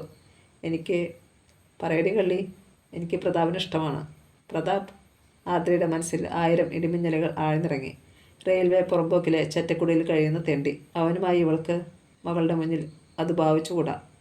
അവർ മുഖം പ്രസന്നമാക്കി. പ്രതാപ്? നമ്മുടെ ഫുട്ബോൾ കളിക്കാരൻ പ്രതാപാണോ? അവൾ മൂളി. അമ്പടി കള്ളി. മിണ്ടാപ്പൂച്ച കലോടച്ചെന്ന് പറഞ്ഞതുപോലെ ആയല്ലോടി. കൊള്ളാം, എനിക്കും ഇഷ്ടമാണ് പ്രതാപിനെ. മീരയുടെ സന്തോഷത്തിന് അതിരില്ലായിരുന്നു. അവൾ മമ്മിയെ കെട്ടിപ്പിടിച്ചു. മമ്മി, ഇത് ഡാഡിയോട് പറയുമോ? പറയുക മാത്രമല്ല, സമ്മതിപ്പിക്കുകയും ചെയ്യാം, പോരെ? അവൾ തലകുലുക്കി. നല്ല മമ്മി. അവൾ അവരുടെ കവളിൽ ചുംബിച്ചു. പക്ഷേ തൻ്റെ മമ്മിയുടെ മനസ്സിൽ പകയുടെ വിഷജ്വാലികൾ വമിച്ചു തുടങ്ങിയിരുന്നുവെന്ന് പാവം മീര അറിഞ്ഞിരുന്നില്ല. ഈ വിവരം എങ്ങനെയും പ്രതാപിനെ അറിയിക്കണം എന്ന് മാത്രമേ അവൾക്കപ്പോൾ ചിന്തയുണ്ടായിരുന്നുള്ളൂ. ഭാര്യയിൽ നിന്നും വാർത്തയറിഞ്ഞ മുഖ്യമന്ത്രി ശിവദാസൻ നടുങ്ങിപ്പോയി. തൻ്റെ മകളുടെ മനസ്സിൽ ഇത്തരം ഒരു ആശയമുണ്ടെന്ന് സ്വപ്നബി ചിന്തിക്കുവാൻ അദ്ദേഹത്തിന് കഴിയുമായിരുന്നില്ല. നായൻ്റെ മോൻ എൻ്റെ മകളെ പ്രേമിക്കുവാൻ മാത്രം അവന് ധൈര്യമുണ്ടായി അല്ലേ? കൊന്നു കുഴിച്ചു മുടാനും ഞാൻ മടിക്കില്ല. പതുക്കെ, അവൾ കേൾക്കണ്ട. വളരെ കരുതലോടെ നീങ്ങണമെന്ന് നിങ്ങൾ തന്നെയല്ലേ ആദ്യം പറഞ്ഞത്. എന്നിട്ടിപ്പോൾ? ശിവദാസൻ അസ്വസ്ഥതയോടെ മുറിയിൽ അങ്ങിങ്ങ് നടന്നു. പ്രതാപിന് ഒരുപാട് ആരാധകരുണ്ട്. പോരെങ്കിൽ ഫുട്ബോൾ ഇപ്പോൾ ജനത്തിനൊരു ഹരമാണ്. സൂക്ഷിച്ച് കൈകാര്യം ചെയ്യണം. ആർക്കും യാതൊരു സംശയത്തിനും ഇടം കൊടുക്കാതെ. അദ്ദേഹത്തിൻ്റെ മനസ്സിൽ പല പദ്ധതികളും തെളിയുകയായിരുന്നു. 11 മണി കഴിഞ്ഞപ്പോൾ ബെൻസ് കാർ ഗേറ്റ് കടന്നു വന്നു. അത് പോർച്ചിൽ നിന്നപ്പോൾ തന്നെ ശിവദാസൻ ഇറങ്ങിച്ചെന്ന് അതിഥികളെ സ്വീകരിച്ചു. സ്പോർട്സ് മന്ത്രി അരവിന്ദാക്ഷനും ശങ്കറും. വരൂ വരൂ, ഞാൻ കാത്തിരിക്കുകയായിരുന്നു. ശിവദാസൻ അരവിന്ദാക്ഷൻ്റെ കൈ കമർന്നു. ശങ്കർ അദ്ദേഹത്തെ ഭവ്യതയോടെ തൊഴുതു. ഇത്തരം അവസരങ്ങളിലൊക്കെ എങ്ങനെയാണ് പ്രവർത്തിക്കേണ്ടതെന്ന് അവന് ശരിക്കും അറിയാമായിരുന്നു. ആതിര മകളുടെ മുറിയിലെത്തി. കണ്ണാടിയിൽ സ്വന്തം മുഖം നോക്കി ഏതോ നിർവൃതിയിൽ ലയിച്ചിരിക്കുകയായിരുന്നു മീര. മോളെ, അവർ വന്നു. അതിന് ഞാനെന്ത് വേണം? വീട്ടിൽ വന്ന അതിഥികളെ അപമാനിക്കുന്നത് ശരിയാണോ? നീ ചടങ്ങ് തെറ്റിക്കേണ്ട. ഓരോ കപ്പ് കാപ്പി അവർക്ക് കൊടുക്കണം. സ്നേഹത്തോടെ വന്നവർ സ്നേഹത്തോടെ തന്നെ മടങ്ങിപ്പോയിക്കൊള്ളട്ടെ.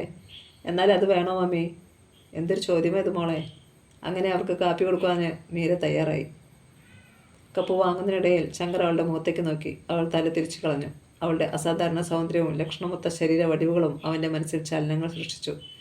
ശങ്കറെക്കുറിച്ച് മീരയോട് പ്രത്യേകിച്ചൊന്നും പറയേണ്ടല്ലോ, അരവിന്ദാക്ഷൻ ചിരിച്ചു. വേണ്ട. ആ ശബ്ദത്തിൽ എന്തോ ഒരു പ്രത്യേകതയുള്ളതായി ശങ്കർ സംശയിച്ചു. അപ്പോൾ ശിവദാസൻ കൂട്ടിച്ചേർത്തു. ടി വിയിലൂടെ ശങ്കറിൻ്റെ ഫുട്ബോൾ കളി പലപ്പോഴും കാണുന്നവളല്ലേ മീര? ഫുട്ബോൾ എന്ന് വെച്ചാൽ അവൾക്ക് ജീവനാണ്. ശങ്കറിന് ജാള്യത തോന്നി.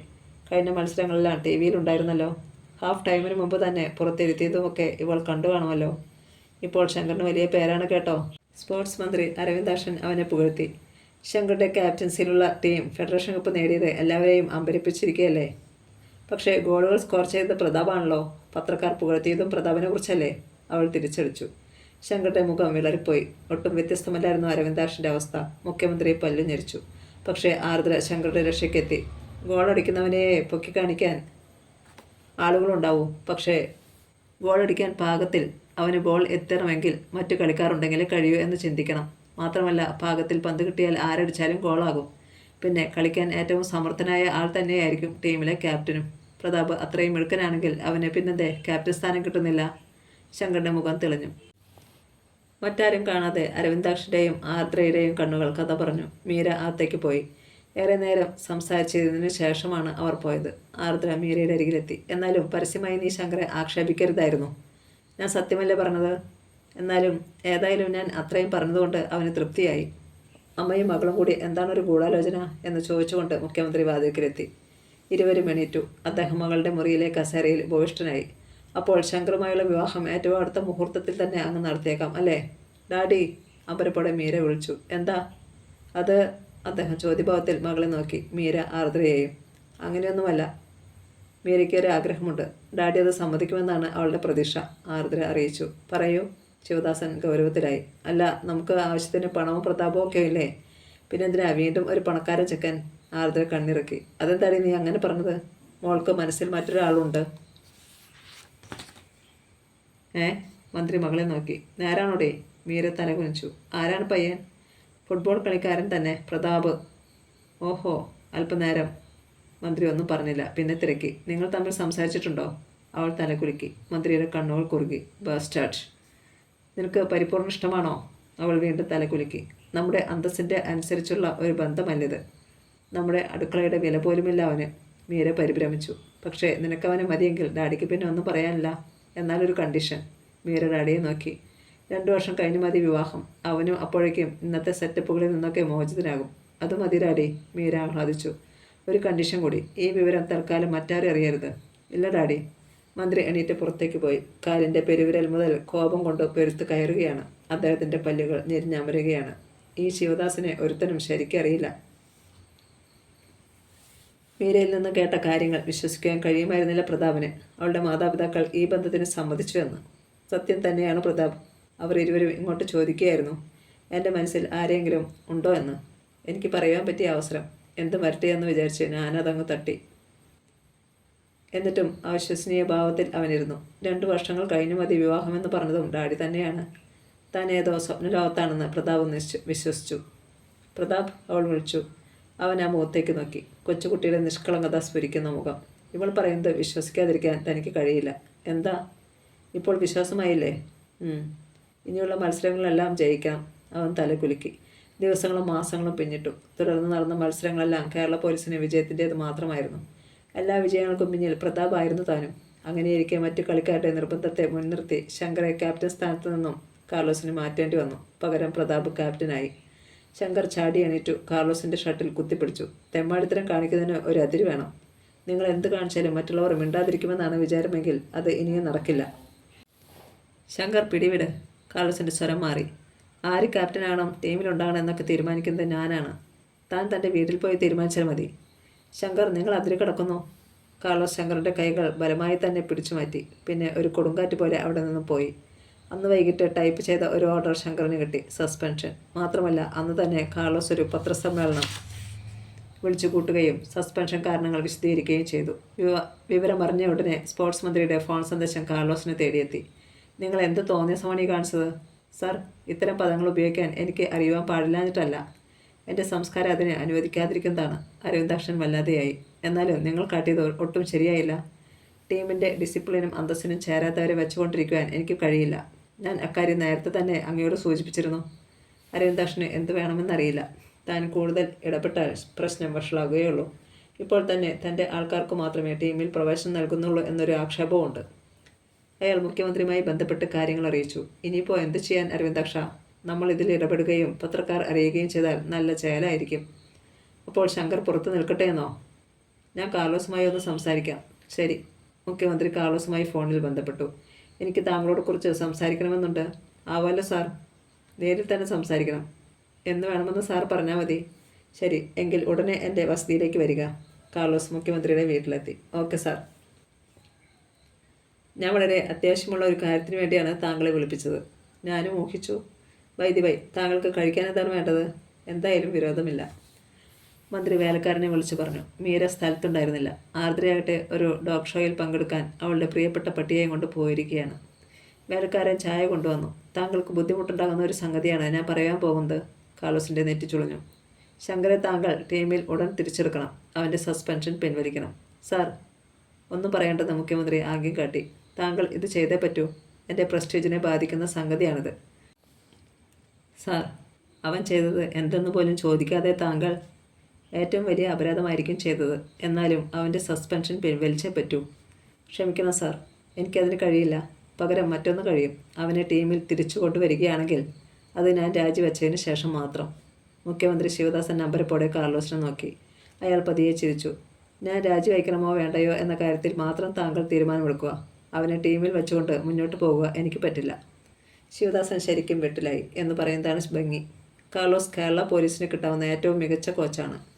അദ്ദേഹം വന്നതു മുതലാണ് കേരള പോലീസ് ടീം എന്നൊരു ഫുട്ബോൾ ടീം ഉണ്ടെന്നുള്ളത് തന്നെ എല്ലാവരും അറിയുന്നത്. എന്ത് വേണമെന്ന് ശിവദാസിനെ പിടികിട്ടിയില്ല. ശങ്കർ ഉപേക്ഷിക്കാനും വയ്യ. കാർലോസ് സമ്മതിക്കുന്നുമില്ല. സാർ, കാർലോസ് തുടർന്നു, വൈകിട്ടത്തെ പ്രാക്ടീസിനുള്ള സമയമാകുന്നു. എന്തെങ്കിലും പറഞ്ഞാൽ? ശങ്കറെ ടീമിൽ കിട്ടണം. അവസാന വാചകം എന്നതുപോലെ മന്ത്രി പറഞ്ഞു. അതിൻ്റെ അർത്ഥം കാർലോസിന് പിടികിട്ടി. അദ്ദേഹം എണീറ്റു. Thank you sir. കാർലോസ്, ഞാൻ പറയുന്നത് മനസ്സിലായി സാർ. പ്രക്ഷുബ്ധമായ മനസ്സുമായാണ് കാർലോസ് അവിടെ നിന്നിറങ്ങിയത്. പിരിഞ്ഞു പോകുന്നതിൻ്റെ ബുദ്ധിമുട്ടല്ല. താൻ രാജിവെച്ചാൽ ഉടനെ 2 കൈ നീട്ടി സ്വീകരിക്കാൻ ധാരാളം ആൾക്കാരുണ്ട്. പക്ഷേ അതല്ല പ്രശ്നം. ഈ വർഷം നഷ്ടമായ ഗോൾഡ് ട്രോഫി അടുത്ത വർഷം വീണ്ടെടുക്കണം എന്ന വാശിയായിരുന്നു. പ്രതാപ് ടീമിലുണ്ടെങ്കിൽ തീർച്ചയായും അതിന് സാധിക്കുമെന്ന് ഉറപ്പായിരുന്നു. ഇനിയിപ്പോൾ അതൊന്നും ചിന്തിച്ചിട്ട് കാര്യമില്ലല്ലോ. താൻ രാജിവെക്കുന്ന കാര്യം അദ്ദേഹം ആദ്യം പത്രം ഓഫീസുകളിൽ ഫോൺ ചെയ്തറിയിച്ചു. അതിന് തന്നെ പ്രേരിപ്പിച്ചത് എന്താണെന്നും പറഞ്ഞു. കോച്ച് രാജിവെക്കുന്നു എന്ന വാർത്ത ടീമിൽ അമ്പരപ്പുളവാക്കി. പ്രതാപ് ഓടിയെത്തി. സാർ, കാർലോസിൻ്റെ മുഖത്ത് വിഷാദം നിറഞ്ഞ ഒരു ചിരിയുണ്ടായി. ഇത് സംഭവിച്ചേ പറ്റുമോനെ? കാർലോസ് അവൻ്റെ തോളിൽ തട്ടി. അല്ലാതെ അഭിമാനം നഷ്ടപ്പെട്ട് ഇവിടെ കഴിയുവാൻ എനിക്കാവില്ല കുഞ്ഞെ. പ്രതാപിൻ്റെ കണ്ണുകൾ നിറഞ്ഞു തുളുമ്പി. എന്തു കാരണത്താലാണ് അങ്ങ് രാജിവെക്കുന്നത്? ഉണ്ടായ സംഭവം അദ്ദേഹം അവരെ പറഞ്ഞു കേൾപ്പിച്ചു. പ്രതാപിന് വല്ലായ്മ തോന്നി. മീരയുടെ പിതാവിനോട് എന്തെന്നില്ലാത്ത കോപവും. പാഞ്ഞെത്തിയ പത്രപ്രതിനിധികൾ കാർലോസിൻ്റെ ഒപ്പം പ്രതാപിൻ്റെയും അഭിപ്രായവും ആരാഞ്ഞു. ഈ സംഭവത്തിൽ പ്രതാപിൻ്റെ അഭിപ്രായം എന്താണ്? മുഖ്യമന്ത്രി ഈ കാണിച്ചത് വളരെ മോശമായ ഏർപ്പാടാണ്. അദ്ദേഹം സ്പോർട്സ് മന്ത്രിയുടെ അനന്തരവൻ്റെ പക്ഷം ചേർന്ന് ഫുട്ബോളിനെ നശിപ്പിക്കുകയാണ്.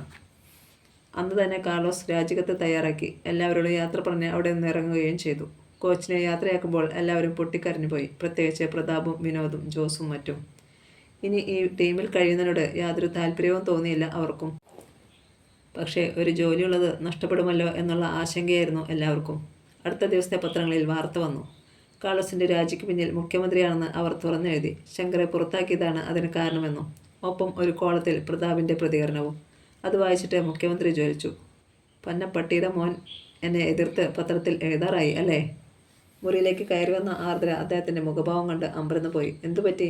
നോക്കടി. പത്രം വായിച്ച ആർദ്രയും പല്ലു കടിച്ചു. ആ തെണ്ടിയെ ആരും അറിയാതെ ഒതുക്കാൻ കഴിയില്ലേ? കഴിയും. ഞാനത് ചെയ്യുകയും ചെയ്യും. മീര ഒന്നും കേൾക്കാതിരിക്കാൻ വേണ്ടി മുഖ്യമന്ത്രി ആ സംഭാഷണം അവസാനിപ്പിച്ചു. അദ്ദേഹം ഉടനെ DGPയുമായി ഫോണിൽ ബന്ധപ്പെട്ടു. അത്യാവശ്യം ചെയ്യേണ്ട ചില കാര്യങ്ങൾ പറഞ്ഞേൽപ്പിച്ചു. ആർദ്ര മീരയുടെ മുറിയിലേക്ക് ചെന്നു. കണ്ടോടി, നിന്റെ പ്രതാപ് ഡാഡിയെക്കുറിച്ച് പറഞ്ഞിരിക്കുന്നത്? ഞാൻ വായിച്ചു. അലക്ഷ്യഭാവത്തിൽ അവൾ മറുപടി പറഞ്ഞു. ഡാഡി എന്തിനാ വെറുതെ ശങ്കറിന് വേണ്ടി കാർലോസ് സാറിനോട് അങ്ങനെയൊക്കെ പറഞ്ഞത്? എടി, അരവിന്ദാഷിൻ്റെ കൂടെയുള്ള MLA-മാരാണ് പാർട്ടിയെ നിലനിർത്തിയിരിക്കുന്നത്. ആ നിലയ്ക്ക് ഇങ്ങനെയും ചിലതൊക്കെ ചെയ്യേണ്ടി വരും. മീര ഒന്നും പറഞ്ഞില്ല. ഏതായാലും അവൻ നിന്റെ ഡാഡിക്കെതിരെ ആവശ്യമില്ലാതെ മത്സരിക്കാതിരിക്കുന്നതാണ് നല്ലത്. പ്രതാപിനെ ഒന്ന് കാണണം എന്ന് തന്നെ മീര തീരുമാനിച്ചു. ക്വാർട്ടേഴ്സിലേക്ക് അവൾ ഫോൺ ചെയ്തു. പക്ഷേ അവൻ അവിടെയില്ലായിരുന്നു. ആൻഡ്രൂസ് പുറത്തേക്കിറങ്ങിയപ്പോൾ ശങ്കറുടെ മാരുതി വാൻ വന്ന് മുമ്പിൽ നിന്നു. കയറടാ, ചിലത് പറയാനുണ്ട്. അവൻ കയറി. വാൻ കുതിച്ചു പാഞ്ഞു. പ്രതിപക്ഷ നേതാക്കന്മാർ പ്രസ്താവനകളുമായി രംഗത്തെത്തി. ഫുട്ബോൾ പ്രേമികൾ മുഴുവൻ മുഖ്യമന്ത്രിക്കെതിരായി. പോലീസിലും പൊട്ടലും ചീറ്റിലുമൊക്കെ. ടീമിനെ അടിക്കടി വിജയത്തിലേക്ക് നയിച്ചുകൊണ്ടിരുന്ന കാർലോസിനെ രാജിവെക്കാൻ പ്രേരിപ്പിച്ചത് ആർക്കും ഇഷ്ടമായില്ല. DGPക്ക് പോലും പ്രതാപിനോടായിരുന്നു താല്പര്യം. അതുകൊണ്ട് തന്നെ മുഖ്യമന്ത്രി രഹസ്യമായി പറഞ്ഞേൽപ്പിച്ച കാര്യങ്ങൾ നടപ്പിൽ വരുത്താൻ അദ്ദേഹത്തിന് പ്രയാസം തോന്നി. രണ്ടാമത് മുഖ്യമന്ത്രി DGPയെ വിളിച്ചു. സാർ, താനെന്താടോ ഇതുവരെ ഞാൻ പറഞ്ഞ കാര്യം? പെട്ടെന്ന് എന്തെങ്കിലും ആയാൽ അത് സംശയത്തിന് വഴിതെളിയിക്കും. അതുകൊണ്ട് ഒക്കെ സൂക്ഷിച്ച് ചെയ്യാനാണ്. ശരി ശരി, വേഗം വേണം. മന്ത്രി ഫോൺ വെച്ചു. DGPക്ക് വല്ലായ്മ തോന്നി. പ്രതാപും വിനോദും അലക്സും താമസിക്കുന്ന മുറിയിൽ നിന്നും ധൃതിയിൽ ആൻഡ്രൂസ് പുറത്തേക്ക് പോകുന്നത് ജോസ് കണ്ടു. നല്ല സുഖമില്ലാതിരുന്നതിനാൽ അവൻ വൈകിട്ടത്തെ പ്രാക്ടീസിന് പോയിരുന്നില്ല. ആൻഡ്രൂസും പോയിരുന്നില്ലെന്ന് ഇപ്പോഴാണ് അറിയുന്നത്. എന്തായാലും നല്ല കാര്യങ്ങൾക്കൊന്നുമല്ല അവൻ ആ മുറിയിൽ കയറിയതെന്ന് ജോസിന് ഉറപ്പുണ്ടായിരുന്നു. ജോസ് മുറിയിൽ കയറി നോക്കിയെങ്കിലും പ്രത്യേകിച്ചൊന്നും കണ്ടില്ല. അന്ന് സന്ധ്യ. പ്രാക്ടീസ് കഴിഞ്ഞ് എല്ലാവരും തിരികെ എത്തി. ആൻഡ്രൂസ് മുറിയിൽ കയറിയ കാര്യം പറയുവാൻ വേണ്ടി പ്രതാപിൻ്റെയും മറ്റും മുറിയിലേക്ക് പോകുകയായിരുന്ന ജോസ് പെട്ടെന്ന് നിന്നു. താഴെ നിന്ന് ധൃതിയിൽ കയറി വരികയാണ് എക്സൈസുകാർ. അവന് ഒന്നും പിടികിട്ടിയില്ല. അവർ അവൻ്റെ അരികിലെത്തി. ഒരാളെ അവന് പരിചയമുണ്ടായിരുന്നു. സ്പെഷ്യൽ ഓർഡറുമായാണ് ഞങ്ങൾ വന്നിരിക്കുന്നത്, അയാൾ ജോസിനോട് പറഞ്ഞു. നിങ്ങളിൽ ചിലർ മയക്കുമരുന്ന് ഉപയോഗിക്കുന്നതായി ഞങ്ങൾക്ക് അറിയുവാൻ കഴിഞ്ഞു. അവ ഇവിടെ സ്റ്റോക്കുണ്ടെന്നോ? ജോസ് വീഴ്ച നിൽക്കുമ്പോൾ അവർ പ്രതാപും മറ്റും താമസിക്കുന്ന മുറിയിലേക്ക് കയറി. എക്സൈസ് ഇൻസ്പെക്ടർ ശങ്കറുടെ ബന്ധുവാണെന്ന് അയാൾ ഓർത്തു. കഥ തുടരും.